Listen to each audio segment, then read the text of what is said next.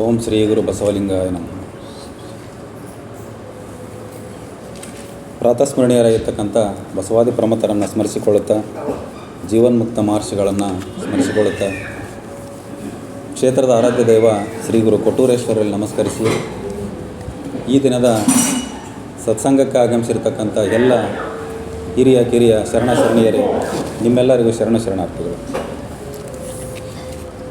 ಈ ದಿನ ನಾವು ಮಹಾಭಾರತ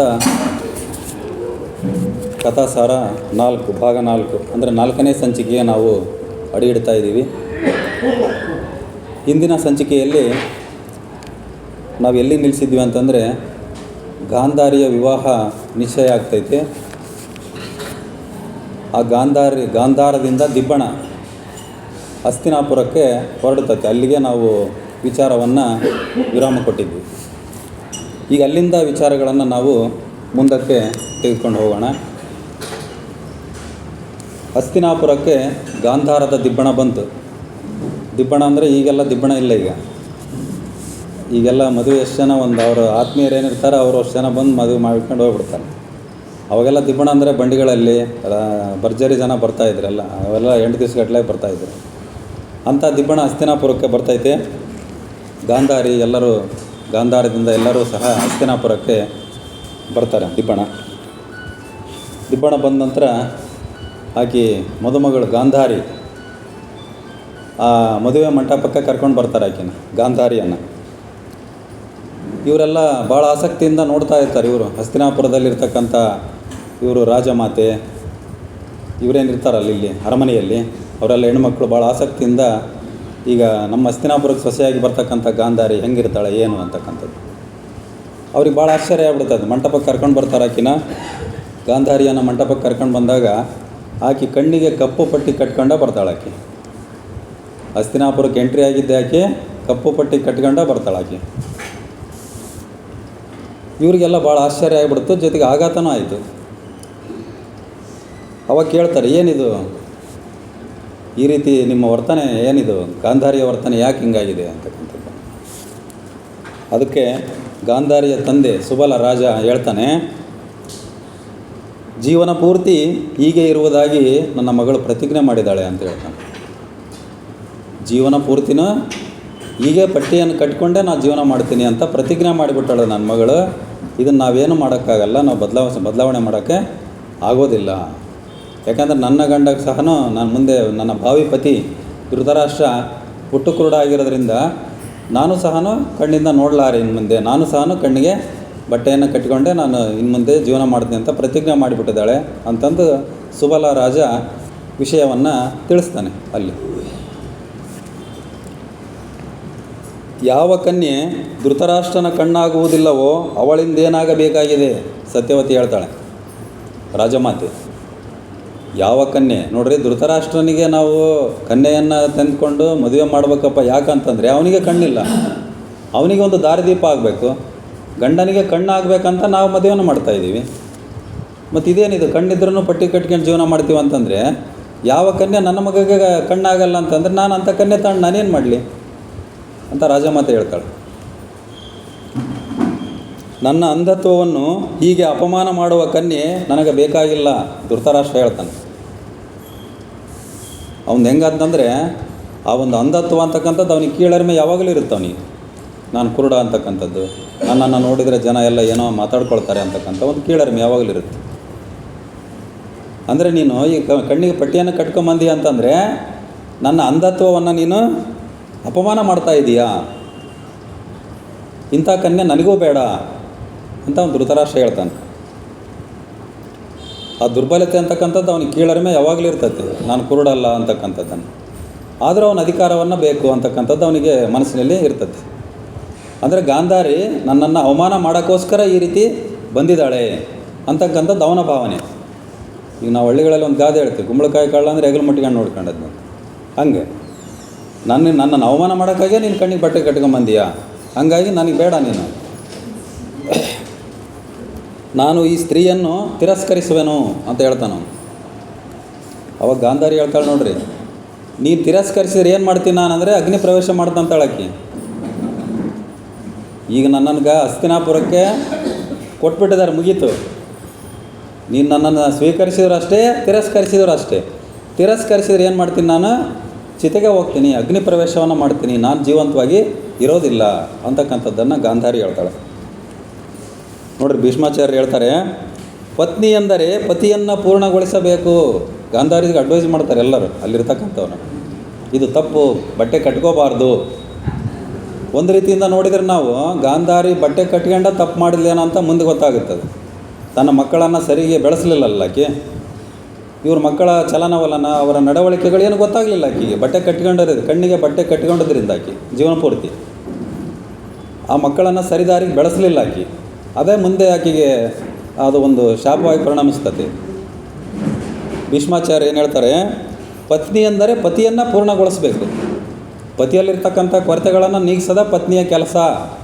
ಅವನಿಗೆ ಕಣ್ಣಿಲ್ಲ, ಧೃತರಾಷ್ಟ್ರನಿಗೆ ಹುಟ್ಟು ಕುರುಡ, ನಿನಗೆ ಕಣ್ಣಿದ್ದಾವೆ, ನೀನು ಅದನ್ನು ಸರಿದೂಗಿಸ್ಕೊಂಡು ಹೋಗಬೇಕಾಗಿತ್ತು ಅಂತಕ್ಕಂಥದ್ದು ಭೀಷ್ಮಾಚಾರ್ಯರ ಅಭಿಮತ.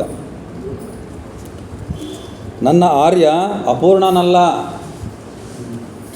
ನೋಡ್ರಿ, ಆರ್ಯ ಅಂತಂದರೆ ಅಲ್ಲಿ ಒಂದು ಗೌರವ ಸೂಚಕ ಶಬ್ದ, ಅದು ರೆಸ್ಪೆಕ್ಟಬಲ್ ವರ್ಡ್. ಅದು ಗಂಡನಿಗೆ ಪರ್ಯಾಯ ಪದ ಅನ್ನೋದಕ್ಕಿಂತನೂ ಗೌರವ ಸೂಚಕ ಪದ ಅದು. ನಾವು ಬಳ್ಳಾರಿಯಲ್ಲಿ ನಾವು ಸಿದ್ಧಾರಣ ಮೇಷ ಕೆಲಸ ಮಾಡುವಾಗ ಮುಖದಲ್ಲಿ ಎಲ್ಲರನ್ನೂ ಅಯ್ಯ ಅಂತ ಕರಿತಿದ್ರು ಅವರು. ನಾವು ಮೇಷ್ಟ್ಗಳನ್ನೆಲ್ಲ ಅಯ್ಯ ಬಾರಯ್ಯ ಅಯ್ಯ ಲಳಿಗಳಲ್ಲೆಲ್ಲ ಕರಿತಾಯಿದ್ರು. ಒಂದು ದೊಡ್ಡರಿಗೆ ಗೌರವ ಕೊಡ್ತಕ್ಕಂಥ ಶಬ್ದ ಅದು. ಅಂದರೆ ಆರ್ಯ ಸಂಸ್ಕೃತ ಅಯ್ಯ ತದ್ಭವ ಅಂತ ಇದೆ, ಸಂಸ್ಕೃತ ತದ್ಭವ ಬರ್ತದೆ, ಹೌದಲ್ಲ? ಅಯ್ಯ ಅಂತಕ್ಕಂಥ ಒಂದು ಗೌರವ ಸೂಚಕ. ನನ್ನ ಆರ್ಯ ಅಪೂರ್ಣನಲ್ಲ, ಬೇರೆಯವರಿಗಿಂತ ಭಿನ್ನ ಅಂತ ಹೇಳ್ತಾಳೆ. ನೋಡ್ರಿ, ಆಗಲೇ ಆಕೆ ಗಂಡನ ಬಿಟ್ಕೊಡಲ್ಲ. ಆಕೆ ಯಾರೋ ಗಾಂಧಾರಿ ಗಂಡನನ್ನು ಬಿಟ್ಕೊಡಲ್ಲ. ನನ್ನ ಗಂಡ ಅಪೂರ್ಣನಲ್ಲ. ಇವ್ರು ಭೀಷ್ಮಾಚಾರ್ಯ ಹೇಳಿದ್ರಲ್ಲ ಅಪೂರ್ಣಗ ಅಂತಂದು, ಅಪೂರ್ಣ ಅಲ್ಲ, ಅದು ಬೇರೆಯವ್ರಿಗಿಂತ ಭಿನ್ನ ಅದಾನಷ್ಟೇ, ಕಣ್ಣಿಲ್ಲ ಅಷ್ಟೇ. ಅಷ್ಟು ಅಭಿಮಾನ ಆಕೆಗೆ ಧೃತರಾಷ್ಟ್ರನ ಮೇಲೆ, ಗಂಡನ ಮೇಲೆ.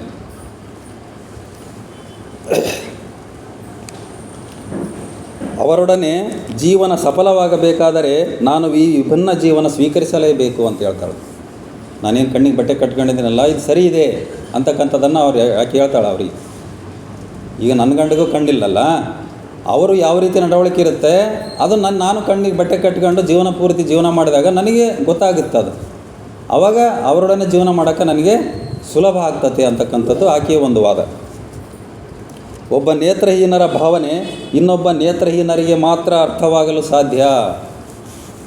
ಒಬ್ಬ ಕಣ್ಣಿಲ್ಲರ್ತಕ್ಕಂಥವ್ರದ್ದು ಇನ್ನೊಬ್ಬ ಕಣ್ಣಿಲ್ಲದವ್ರಿಗೆ ಮಾತ್ರ ಗೊತ್ತಾಗುತ್ತೆ, ಬೇರೆಯವ್ರಿಗೆ ಗೊತ್ತಾಗಲ್ಲ. ಈಗ ನಾವೆಲ್ಲ ಹುಟ್ಟಿನಿಂದ ಎಲ್ಲ ನೋಡ್ತಾ ಇದ್ದೀವಲ್ಲ, ನಮಗೆ ಕಣ್ಣಿಲ್ಲದವರ ಪರಿಸ್ಥಿತಿ ಗೊತ್ತಾಗಲ್ಲ. ಈಗ ನಮ್ಮ ಕಣ್ಣಿಲ್ಲದ ಸ್ವಾಮೀಜಿ ಇದ್ದಾರಲ್ಲ, ನಮ್ಮ ಬಸವಾನಂದ ಸ್ವಾಮೀಜಿ ಇಲ್ಲೆಲ್ಲ ಬಂದು 21 ದಿವಸ ಉಪವಾಸ ಮಾಡಿ, ಮನಗುಂಡಿ ಸ್ವಾಮೀಜಿ ಇವತ್ತು ಎಂತೆಂಥ ಕಾಯಿಲೆ ಟ್ರೀಟ್ಮೆಂಟ್ ಕೊಡ್ತಾರೆ ಅಂತಂದರೆ ಅವರು ಈವನ್ ಕ್ಯಾನ್ಸರಿಗೆ ಕೂಡ ಕೊಡ್ತಿದ್ದಾರೆ. ಕ್ಯಾನ್ಸರ್ ಸ್ಟಾರ್ಟಿಂಗ್ ಸ್ಟೇಜ್ ಇದ್ದರೆ ವಿತೌಟ್ ಆಪ್ರೇಷನ್, ಎಲ್ಲಿ ನೀವು ಕಿಮೊಥೆರಪಿ ಅದು ಆಪ್ರೇಷನ್ ಮಾಡಿಸ್ದಂಗೆ ಡೈರೆಕ್ಟ್ ಹೋದರೆ ಕ್ಯೂರ್ ಆಗಿರ್ತಕ್ಕಂಥ ಉದಾಹರಣೆಗಳು ಇದ್ದಾವೆ. ಮೂಲವ್ಯಾಧಿ, ಕ್ಯಾನ್ಸರ್, ಇವಕ್ಕೆಲ್ಲ ಸರ್ ಅವರು ಅನೇಕ ಪುಸ್ತಕಗಳನ್ನು ಬರೆದಾರೆ ಬಸವಾನಂದ ಸ್ವಾಮಿಯವರು. ಆ ಪುಸ್ತಕಗಳನ್ನು ಓದಿಬಿಟ್ರೆ ನಾವು ಕಣ್ಣಿದ್ದರೆ ಏನು ಬರೋದಿಲ್ಲ, ಬರೀ ಓದೋಕ್ಕಾಗಲ್ಲ ನಮಗೆ ಆ ಪುಸ್ತಕಗಳನ್ನು. ಆರೋಗ್ಯದ ಬಗ್ಗೆ ಬರೆದಿರ್ತಕ್ಕಂಥ ಪುಸ್ತಕಗಳು, ಆರೋಗ್ಯಾಮೃತ ಅಂತಕ್ಕಂಥದ್ದು, ಅಂದರೆ ಅವರಲ್ಲಿ ಒಂದು ವಿಶೇಷವಾಗಿರತಕ್ಕಂಥ ಶಕ್ತಿ ಇರ್ತದೆ ಅಂತ. ಆದ್ದರಿಂದ ನಾನು ಜೀವನ ಪರ್ಯಂತ ನೇತ್ರ ತ್ಯಾಗ ಮಾಡುವ ನಿರ್ಧಾರ ಮಾಡಿದ್ದೇನೆ ಅಂತ ಗಾಂಧಾರಿ ಹೇಳ್ತಾಳೆ. ನಾನು ಯಾವುದೇ ರೀತಿಯಿಂದ ಕಣ್ಣಿನಿಂದ ನೋಡಲ್ಲ, ನನ್ನ ಜೀವನ ಪೂರ್ತಿ ನಾನು ಇದೇ ರೀತಿ ಕಣ್ಣಿಗೆ ಬಟ್ಟೆ ಕಟ್ಕೊಂಡೆ ನಾನು ಇರ್ತೀನಿ, ನನ್ನ ಗಂಡಗೆ ಇಲ್ಲದ ದೃಷ್ಟಿ ನನಗೆ ಬೇಡ ಅಂತಕ್ಕಂಥದ್ದು ನಿರ್ಧಾರವನ್ನು ನಾನು ಮಾಡೀನಿ. ಅದು ಪ್ರತಿಜ್ಞೆಯನ್ನು ಮಾಡೀನಿ. ನಾನು ನನ್ನ ನಿರ್ಧಾರವನ್ನು ನಾನು ಬದಲಿ ಮಾಡಲ್ಲ ಅಂತಂದು ಗಾಂಧಾರಿ ಹೇಳ್ತಾಳೆ.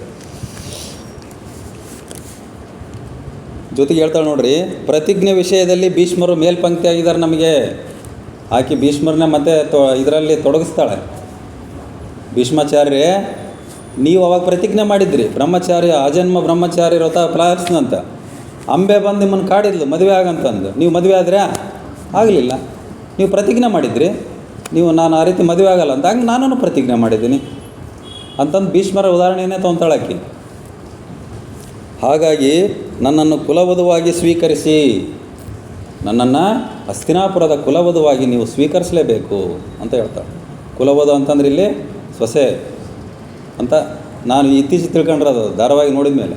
ನಮಗೆ ಗೊತ್ತದ್ದೇ ಇಲ್ಲ ಕುಲವಧು ಅಂತಂದರೆ. ಅಲ್ಲ, ಕೆಲವೊಂದು ಶಬ್ದಗಳು ನಮಗೆ ಮಾಧ್ಯಮದಿಂದ ಒಳ್ಳೊಳ್ಳೆ ಶಬ್ದಗಳು ಸಿಗ್ತಾವೆ ನಮಗೆ. ಅದು ಒಳ್ಳೆಯ ಮೌಲ್ಯಯುತವಾಗಿರ್ತಕ್ಕಂಥ ಶಬ್ದಗಳವು. ಈ ದೃಶ್ಯ ಮಾಧ್ಯಮ ನಮಗೆ ಭಾಳ ಚೆನ್ನಾಗಿ ಕಲಿಸ್ತೈತಿ, ಒಳ್ಳೊಳ್ಳೆ ವಿಚಾರಗಳನ್ನು ನಮಗೆ ತಿಳಿಸ್ತೈತಿ. ಇವತ್ತು ಇಷ್ಟೆಲ್ಲ ನಾನು ಮಾತಾಡ್ತೀನಿ ಅಂದ್ರೆ ಆ ದೃಶ್ಯ ಮಾಧ್ಯಮನೇ ಕಾರಣ. ಯಾಕಂದರೆ ನನಗೆ 100 ಪುತ್ರರ ವರದಾನ ಇದೆ, 100 ಪುತ್ರರ ವರದಾನ ಇದೆ, ಹಸ್ತಿನಾಪುರಕ್ಕೆ 100 ರಾಜಕುಮಾರನನ್ನು ಕೊಡ್ತಕ್ಕಂಥ ಶಕ್ತಿ ನನಗಿದೆ, ಹಂಗಾಗಿ ನೀವು ನನ್ನನ್ನು ಸ್ವೀಕಾರ ಮಾಡಿರಿ ಅಂತಂದು ಹೇಳ್ತಾಳಕ್ಕೆ. ಆಗ ಕುಲಗುರು ಕೃಪಾಚಾರ್ಯರನ್ನೇ ಸಮಾಲೋಚನೆ ಮಾಡ್ತಾರೆ. ಭೀಷ್ಮಾಚಾರ್ಯರು ಜೊತೆಗೆ ವಿದುರ, ಸತ್ಯವತಿ, ರಾಜಮಾತೆ ಇವರೆಲ್ಲ ಸಮಾಲೋಚನೆ ಮಾಡ್ತಾರೆ. ಆಗ ಕೃಪಾಚಾರ್ಯರು ಹೇಳ್ತಾರೆ, ನೋಡ್ರಿ ಇದು ಸಂದಿಗ್ಧ ಪರಿಸ್ಥಿತಿ, ಇದು ಭಾಳ ಸಂದಿಗ್ಧ ಐತೆ ಪರಿಸ್ಥಿತಿ. ಸಂದಿಗ್ಧ ಪರಿಸ್ಥಿತಿ ಅಂದರೆ ಒಂಥರ ಬಿಸಿ ತುಪ್ಪನ ಬಾಯಿಗೆ ಹಾಕ್ಯಂಡಂಗೆ ಅಂತಾರಲ್ಲ, ಬಿಸಿ ತುಪ್ಪ ಬಾಯಿ ಹಾಕ್ಯಂಡ್ಮೇಲೆ ನುಂಗಕ್ಕೆ ಬರಲ್ಲ, ಉಗುಳಕ್ಕೆ ಬರಲ್ಲ ಅಂತ. ನುಂಗಿದ್ರೆ ಗಂಟ್ಲು ಸುಡ್ತೈತಿ, ಉಗುಳಿದ್ರೆ ನಾಲಿಗೆ ಸುಡ್ತೈತಿ. ಅದು ಹೆಂಗಾರ ಮಾಡಿ ಅಲ್ಲೇ ಕರಗಿಸ್ಬೇಕು ಅಂತ. ಅಂದರೆ ಇದು ಭಾಳ ಸಂದಿಗ್ಧ ಐತೆ ಪರಿಸ್ಥಿತಿ, ಕ್ಲಿಷ್ಟಕರ ಐತೆ ಪರಿಸ್ಥಿತಿ. ಗಾಂಧಾರಿಯ ನಿರ್ಧಾರ ಶಾಸ್ತ್ರಾನುಸಾರ ಇಲ್ಲ, ಇದು ಸಂಪ್ರದಾಯದ ಅಡಿಯಲ್ಲಿಯೂ ಬರುವುದಿಲ್ಲ. ಕೃಪಾಚಾರ್ಯ ಹೇಳ್ತಾ ನೋಡ್ರಿ, ಇದು ಯಾವುದೇ ಸಂಪ್ರದಾಯದಲ್ಲಿಯೂ ಬರಲ್ಲ, ಇದು ಶಾಸ್ತ್ರಾನುಸಾರ ಇಲ್ಲ. ಇದು ಕಣ್ಣಿಗೆ ಬಟ್ಟೆ ಕಟ್ಕೊಳ್ಳೋದು. ಮೇಲಾಗಿ ಇದು ಧೃತರಾಷ್ಟ್ರನಿಗೆ ಅಪ್ರಿಯ ನಿರ್ಧಾರ. ಮುಂದೆ ಭಾವಿಪತಿ ಆಗ್ತಕ್ಕಂಥ ಗಂಡನಿಗೆ ಈ ನಿರ್ಧಾರ ಪ್ರಿಯ ಅಲ್ಲ, ಅಪ್ರಿಯ ನಿರ್ಧಾರ. ಅದು ಅವನಿಗೂ ಒಪ್ಪಿಗಿಲ್ಲ, ಗಂಡನಿಗೆ. ಹಂಗಾಗಿ ಇದು ಸಂಪ್ರದಾಯದಲ್ಲಿ ಬರಲ್ಲ, ಶಾಸ್ತ್ರದಲ್ಲಿ ಎಲ್ಲಿಯೂ ಹೇಳಿಲ್ಲ. ಇಲ್ಲಿ ಭಯದ ಉಪಸ್ಥಿತಿ ಇದೆ. ಈ ಗಾಂಧಾರಿ ಬಟ್ಟೆ ಕಟ್ಕೊಂಡ್ರೆ ಅವನಿಗೆ ಧೃತರಾಷ್ಟ್ರನಿಗೆ ಏನೋ ಒಂದು ಕೀಳರಿಮೆ, ನನ್ನ ಅವಮಾನ ಮಾಡೋಕ್ಕೆ ಕಟ್ಕೊಂಡು ಹೇಳಿಕೆ, ಮತ್ತು ನನ್ನ ಯಾರು ನೋಡ್ಕೊತಾರೆ, ನನಗೆ ಕಣ್ಣಿಲ್ಲ, ನೀನು ನನ್ನ ಕಣ್ಣು ಕಟ್ಕೊಂಡ್ರೆ ಏನು ಸಮಸ್ಯೆ ಇದು? ಅವನಿಗೇನೋ ಒಂದು ಭಯದ ವಾತಾವರಣ ಸೃಷ್ಟಿಯಾಗೈತೆ ಅಲ್ಲಿ. ಎಲ್ಲಿ ಪ್ರತಿ ಪತ್ನಿಯರಲ್ಲಿ ಪ್ರೀತಿ ಇರುವುದಿಲ್ಲವೋ ಅಲ್ಲಿ ಒಳ್ಳೆಯ ಸಂತಾನ ಪ್ರಾಪ್ತಿಯಾಗೋದು. ಇದು ನಾವು ಯಾವಾಗಲೂ ನೋಡ್ತೀವಿ. ಪತಿ ಪತ್ನಿಯರು ಭಾಳ ಪ್ರೀತಿ ಅನ್ಯೋನ್ಯವಾಗಿದ್ದಾಗ ಮಾತ್ರ ಒಳ್ಳೆಯ ಮಕ್ಕಳು, ಒಳ್ಳೆಯ ಗುಣಗಳಿರುವ ಮಕ್ಕಳು ಹುಟ್ಟುತ್ತಾರೆ ಅಂತಕ್ಕಂಥದ್ದು ಮೊದಲಿಂದನೂ ಅದು ವೈಜ್ಞಾನಿಕವಾಗಿ ರುಜುವಾತಾಗಿರ್ತಕ್ಕಂಥ ಅಂಶ. ಆದರೂ ಸಹ ಪ್ರತಿಜ್ಞೆ ಯಾವಾಗಲೂ ಸಂಪ್ರದಾಯದ ವಿರುದ್ಧವಾದದ್ದು. ಕೃಪಾಚಾರ್ಯರು ನೋಡ್ರಿ ಎಲ್ಲನೂ ವಿಚಾರ ಮಾಡ್ತಾರೆ ಅವರು. ಈ ಕಡೆ ಹಿಂಗೆ ನೋಡಬೇಕು, ಹಿಂಗೆ ನೋಡಬೇಕು. ಪ್ರತಿಜ್ಞೆ ಅಂದರೆ ಅದು ಸಂಪ್ರದಾಯಕ್ಕೆ ವಿರುದ್ಧನೇ ಇರ್ತದೆ ಯಾವಾಗಲೂ. ಉದಾಹರಣೆ ಭೀಷ್ಮ, ಈಗ ಮದುವೆ ಆಗ್ತಕ್ಕಂಥದ್ದು ಸಂಪ್ರದಾಯ. ಭೀಷ್ಮ ಆಜನ್ಮ ಬ್ರಹ್ಮಚಾರಿ ಆಗಿರ್ತಂತ ಪ್ರತಿಜ್ಞೆ ಮಾಡ್ಯಾನೆ, ಅದು ಸಂಪ್ರದಾಯಕ್ಕೆ ವಿರುದ್ಧ. ಕಣ್ಣಿದ್ದ ಮೇಲೆ ನೋಡ್ತಕ್ಕಂಥದ್ದು ಸಂಪ್ರದಾಯ. ಆದರೆ ನಾನು ಕಣ್ಣು ನೋಡೋದೇ ಇಲ್ಲ, ಬಟ್ಟೆ ಕಟ್ಕೊಂಡು ಅಂತಂದರೆ ಅದು ಪ್ರತಿಜ್ಞೆ. ಅಂದರೆ ಪ್ರತಿಜ್ಞೆ ಅಂತಕ್ಕಂಥವು ಸಂಪ್ರದಾಯಕ್ಕೆ ವಿರುದ್ಧವಾಗಿಯೇ ಇರ್ತಾವೆ ಯಾವಾಗಲೂ ಅಂತ ಕೃಪಾಚಾರ್ಯರು ಹೇಳ್ತಾರೆ. ಮತ್ತು ಆದರೆ ಗೌರವಿಸುವುದು, ಗಾಂಧಾರಿಯ ನಿರ್ಧಾರವನ್ನು ಗೌರವಿಸುವುದು ಅಪೇಕ್ಷಣೀಯ. ಇಲ್ಲಿ ಸಂಪ್ರದಾಯಕ್ಕೂ ಪ್ರತಿಜ್ಞೆಗೂ ವ್ಯತ್ಯಾಸ ಐತಿ. ಪ್ರತಿಜ್ಞೆ ಅಂದರೆ ಈ ಸಂಪ್ರದಾಯಕ್ಕೆ ವಿರುದ್ಧವಾಗಿಯೇ ಇರ್ತಾವೆ ಯಾವಾಗಲೂ. ಹಂಗಾಗಿ ಆಕೆ ಪ್ರತಿಜ್ಞೆ ಮಾಡ್ಯಾಳ, ಆಕೆಯ ಒಂದು ನಿರ್ಧಾರವನ್ನು ನಾವು ಗೌರವಿಸಲೇಬೇಕು. ಇದರಿಂದ ಕುರುವಂಶಕ್ಕೆ, ಹಸ್ತಿನಾಪುರಕ್ಕೆ ಲಾಭ ಇದೆ. ಹಂಗಾಗಿ ನೀವು ಏನು ಮಾಡೋಕ್ಕಾಗಲ್ಲ, ಆಕೆ ಪ್ರತಿಜ್ಞೆ ಹಂಗೇ ಇರಲಿ, ಆಕೆಯನ್ನು ನಾವು ಗಾಂಧಾರಿಯನ್ನು ಸ್ವೀಕಾರ ಮಾಡಲೇಬೇಕು ಅಂತಕ್ಕಂಥದ್ದು ಯಾರು ಕೃಪಾಚಾರ್ಯರು ಸಲಹೆಯನ್ನು ಕೊಡ್ತಾರೆ. ಸಲಹೆಯನ್ನು ಕೊಟ್ಟಾಗ ಅನಿವಾರ್ಯವಾಗಿ ಎಲ್ಲರೂ ಒಪ್ಪಲೇಬೇಕು. ಅವಾಗ ಧೃತರಾಷ್ಟ್ರನಾದಿಯಾಗಿ ಎಲ್ಲರೂ ಒಪ್ಪಲೇಬೇಕು. ಕುಲಗುರುಗಳ ಒಂದು ಸಲಹೆಯನ್ನು ತಾಂಡು ಅವರು ಒಪ್ಪಿಗೆಯನ್ನು ಕೊಟ್ಟ ನಂತರ ವಿವಾಹ ಕಾರ್ಯವನ್ನು ಎಲ್ಲವನ್ನು ಅವರು ನೆರವೇರಿಸ್ತಾರೆ. ಆ ವಿವಾಹ ಕಾರ್ಯ ಅಂತಕ್ಕಂಥದ್ದು ಸಂಪೂರ್ಣವಾಗಿ ಸಂಪನ್ನ ಆಗ್ತದೆ. ಇಲ್ಲಿ ನೋಡ್ರಿ, ಶ್ರೀಕೃಷ್ಣ ಹೇಳ್ತಾರೆ, ಜೀವನದಲ್ಲಿ ಕೆಲವೊಂದು ನಿರ್ಣಯಗಳು ಸುಖ ಅಥವಾ ದುಃಖ ತರುತ್ತವೆ. ಗೊಂದಲಗಳಿಂದ ನಿರ್ಧಾರವನ್ನು ತೆಗೆದುಕೊಳ್ಳಬಾರದು. ಇಲ್ಲಿ ನಾವು ಗಾಂಧಾರಿದ ಒಂದು ವಿಚಾರವನ್ನು, ಈಕೆ ಪ್ರತಿಜ್ಞೆಯನ್ನು ನೋಡಿದಾಗ ಮುಂದೆ ಆಕೆಗೆ 100 ಮಕ್ಕಳು ಹುಡ್ತಾವಲ್ಲ, ಆ 100 ಮಕ್ಕಳ ನಡವಳಿಕೆಗಳನ್ನು ಆಕೆ ನೋಡ್ತಾ ಇದ್ದಿಲ್ಲ ಕಣ್ಣಿನಿಂದ. ಆಕೆಗೆ ಒಂಥರ ಮೋಸ ಮಾಡಿನೇ ಅವ್ರು ಬೆಳ್ಕೊಂತ ಹೋಗ್ತಾರೆ ಅವೆಲ್ಲ ಮಕ್ಕಳು. ಅಟ್ಲೀಸ್ಟ್ ಕಣ್ಣಿದ್ದಿದ್ರೆ ಆಕೆ ನೋಡ್ತಿದ್ರೆ ತನ್ನ ಮಕ್ಕಳು ಒಳ್ಳೇದು ಮಾಡ್ತಾರೆ ಕೆಟ್ಟದ್ದು ಮಾಡ್ತಾರೆ ಅಂತಕ್ಕಂಥ ಒಂದು ತಿಳುವಳಿಕೆನ ಬರ್ತಾಯಿತ್ತು ಆಕೆಗೆ. ಆಕೆ ಕಣ್ಣಿಗೆ ಬಟ್ಟೆ ಕಟ್ಕೊಂಡಿರೋದ್ರಿಂದ ಬೇರೆ ಏನು ಹೇಳ್ತಾರೆ ಅದೇ ನಿಜ ಅಂತ ತಿಳ್ಕೊಳ್ಳೋ ಪರಿಸ್ಥಿತಿ ಆಯಿತು ಆಕೆಗೆ. ಹಂಗಾಗಿ ಅವ್ರ ಅಡ್ಡದಾರಿ ಎಳೆಯೋಕ್ಕೆ ಅದು ಒಂದು ಕಾರಣ ಆಯಿತು ಅಂತಕ್ಕಂಥದ್ದು. ನಾವು ಯಾವುದೇ ನಿರ್ಣಯಗಳನ್ನು ತೆಗೆದುಕೊಂಡಾಗ ಮುಂದೆ ನಾವು ಇವತ್ತು ನಿರ್ಧಾರ ತಗೊಂಡಿವಿ ಅಂದರೆ ಮುಂದೆ ಸುಖನೇ ಸಿಗ್ತದಂತಲ್ಲ. ಆ ನಿರ್ಧಾರದಿಂದ ಮುಂದೆ ಅದು ನಮಗೆ ಸುಖ ಸಿಗದೇ ಇರ್ಬೋದು, ದುಃಖನೂ ಸಿಗ್ಬೋದು. ಅಂದರೆ ಗೊಂದಲ ಇದ್ದಾಗ ನಾವು ನಾವು ನಿರ್ಧಾರಗಳನ್ನು ತೆಗೆದುಕೊಳ್ಬಾರ್ದು. ಮನಸ್ಸು ಸ್ಥಿಮಿತದಲ್ಲಿದ್ದಾಗ, ಸಮಚಿತ್ತತೆ ಇದ್ದಾಗ ನಾವು ನಿರ್ಧಾರಗಳನ್ನು ತೆಗೆದುಕೊಳ್ಬೇಕು. ಶಾಂತ ಮನಸ್ಸಿದ್ದಾಗ, ಒಂದು ಸ್ಥಿತ ಮನಸ್ಸು ಸಮಚಿತ್ತ ಇದ್ದಾಗ ಮಾತ್ರ ನಾವು ನಿರ್ಣಯವನ್ನು ತೆಗೆದುಕೊಳ್ಬೇಕು, ಅದು ಯೋಚನೆ ಮಾಡಿ ನಿರ್ಧಾರ ಮಾಡಬೇಕು ಅಂತಕ್ಕಂಥದ್ದು. ಅಂದರೆ ಮಾತಾಡೋದಕ್ಕಿಂತ ಮುಂಚೆ ಮನಸ್ಸನ್ನು ಕೇಳ್ರಿ ಅಂತ ಹೇಳ್ತಾರಲ್ಲ, ಆ ರೀತಿ ಎಲ್ಲ ರೀತಿಯಿಂದ ಯೋಚನೆ ಮಾಡಿ ನಿರ್ಧಾರವನ್ನು ತೆಗೆದುಕೊಳ್ಬೇಕು. ಅಂದರೆ ಈಗ ಸ್ವಲ್ಪ ದುಡುಕಿ ನಿರ್ಧಾರ ತೊಗೊಂಡ್ಲು ಅಂತಕ್ಕಂಥ ಭಾವನೆ. ಇತ್ತ ಭೀಷ್ಮನಿಗೆ ಏನೋ ಒಂಥರ ಅವನಿಗೆ ಮನಸ್ಸಿಗೆ ಸಮಾಧಾನ ಆಗಲ್ಲ ಅವನಿಗೆ. ಯಾಕಂದರೆ ಆಕೆ ಕಣ್ಣಿಗೇನು ಬಟ್ಟೆ ಕಟ್ಕೊಂಡು ಬಂದಲ್ಲ, ಹಸ್ತಿನಾಪುರಕ್ಕೆ ಬಂದಲ್ಲ, ಅವಾಗಲಿಂದ ಅವ್ರಿಗೇನು ಮನಸ್ಸಿಗೆ ಸಮಾಧಾನನೇ ಇಲ್ಲ ಅವರಿಗೆ. ಅವ್ರು ಏನು ಮಾಡ್ತಾರೆ, ಸೀದಾ ನದಿ ತೀರಕ್ಕೆ ಬಂದು ಮಾತೆ ಗಂಗೆಯನ್ನು ಪ್ರಾರ್ಥನೆ ಮಾಡ್ತಾರೆ. ಮಾತೆ ಗಂಗಾದೇವಿಯ ಪುತ್ರರಲ್ಲ ಅವರು, ಭೀಷ್ಮಾಚಾರ್ಯರು. ಗಂಗಾದೇವಿ ಮತ್ತು ಶಾಂತನವರ ಪುತ್ರ. ಗಂಗಾದೇವಿಯ ಒಂದು ಪ್ರಾರ್ಥನೆ ಮಾಡಿ ಗಂಗಾ ಮಾತೆ ಪ್ರತ್ಯಕ್ಷ ಆಗ್ತಾಳೆ. ಪ್ರತ್ಯಕ್ಷ ಆದಾಗ ಅವ್ರು ಭೀಷ್ಮಾಚಾರ್ಯರು ಹೇಳ್ತಾರೆ, ನಾನು ತಪ್ಪು ಮಾಡಿಬಿಟ್ಟೆ ಮಾತೆ. ಏನು ತಪ್ಪು ಮಾಡಿದೆ? ನಾನು ಗಾಂಧಾರಿಯನ್ನು ಧೃತರಾಷ್ಟ್ರನಿಗೆ ತಂದು ತಪ್ಪು ಮಾಡಿಬಿಟ್ಟೆ. ನಾನು ಆ ಒಂದು ಆ ಕನ್ಯೆಗೆ ನಾನು ಅನ್ಯಾಯ ಮಾಡಿಬಿಟ್ಟೆ ಅಂತಕ್ಕಂಥದ್ದು ಇವ್ರಿಗೆ ಕೊರಿತದೆ ಮನಸ್ಸಿನಾಗ. ಯಾಕೆ ಏನಾಯಿತು ಅಂತಂದ್ರೆ, ಇಲ್ಲ ಈ ರೀತಿ ನಾನು ಅದಕ್ಕೆ ಈಗ ಪಾಪ ತೊಳ್ಕೊಳಕ್ಕೆ ಬಂದಿದ್ದೀನಿ ನಿನ್ನ ಹತ್ರ ಅಂತ ಹೇಳ್ತಾನೆ ಆಕೆ. ಯಾಕೆ ಏನು ಅನ್ಯಾಯ ಆಯಿತು? ಆಕೆ ಪ್ರತಿಭಟಿಸಿಲ್ಲ ಗಾಂಧಾರಿ ಅಂತ ಕೇಳ್ತಾಳೆ ಆಕೆ ಗಂಗೆ. ಇಲ್ಲ, ಪ್ರತಿಭಟಿಸಲಿಲ್ಲ, ಮಾತಿನ ಮೂಲಕ ಅಲ್ಲ, ಕಣ್ಣಿಗೆ ಬಟ್ಟೆ ಕಟ್ಟಿಕೊಳ್ಳುವ ಮೂಲಕ ಪ್ರತಿಭಟನೆ ಮಾಡ್ತಾ ಇದ್ದಾಳೆ. ಅವ್ರಿಗೆ ಗೊತ್ತಾದ ಸೂಕ್ಷ್ಮ ಅದರದ್ದು. ಗಾಂಧಾರಿ ವಿರೋಧಿಸಿದಳೆ ಅಂತ ಕೇಳಿದ್ದಕ್ಕೆ, ವಿರೋಧಿಸಿಲ್ಲ, ಶಬ್ದಗಳ ಮೂಲಕವಲ್ಲ, ಕಣ್ಣಿಗೆ ಬಟ್ಟೆ ಕಟ್ಟಿಕೊಳ್ಳುವ ಮೂಲಕ. ಅದಕ್ಕೆ ಗಂಗಾಮಾತೆ ಸಮಾಧಾನ ಮಾಡ್ತಾಳೆ, ಇಲ್ಲ, ಅದು ನೀನು ನಿನ್ನ ಕರ್ತವ್ಯವನ್ನು ಮಾಡಿದೀಯ ಅಷ್ಟೇ. ನೀನು ನಿನ್ನ ಕರ್ತವ್ಯವನ್ನು ಮಾತ್ರ ಮಾಡಿದೀಯಾ. ನಿನ್ನ ತಮ್ಮನಿಗೆ ಆಗಬೇಕು, ನಿನ್ನ ತಮ್ಮನಿಗೆ ವಿವಾಹ ಮಾಡೋದಕ್ಕಾಗಿ ಮಾಡಿದೀಯ, ಅದು ನಿನ್ನ ಕರ್ತವ್ಯ. ಆದರೆ ಆ ರೀತಿ ಅದು ಕಣ್ಣಿಗೆ ಬಟ್ಟೆ ಕಟ್ಟಿಕೊಂಡಿದ್ದಾಳಪ್ಪ ಅಂತಂದರೆ ಅದಕ್ಕೆ ನೀನೇನು ಹೊಣೆಗಾರಲ್ಲ, ನೀನು ಜವಾಬ್ದಾರಿ ಅಲ್ಲ. ಆದರೂ ನೀನು ಪಶ್ಚಾತ್ತಾಪ ಪಡ್ತದೆಯಲ್ಲ, ನಾನು ತಪ್ಪು ಮಾಡೀನಿ ಅಂತಕ್ಕಂಥದ್ದು, ಅದು ನಿನ್ನ ದೊಡ್ಡ ಗುಣ ಅಂತ ಹೇಳ್ತಾಳಕ್ಕೆ. ಕೆಲವು ಕರ್ತವ್ಯಗಳು ನೋವು ತರುತ್ತವೆ.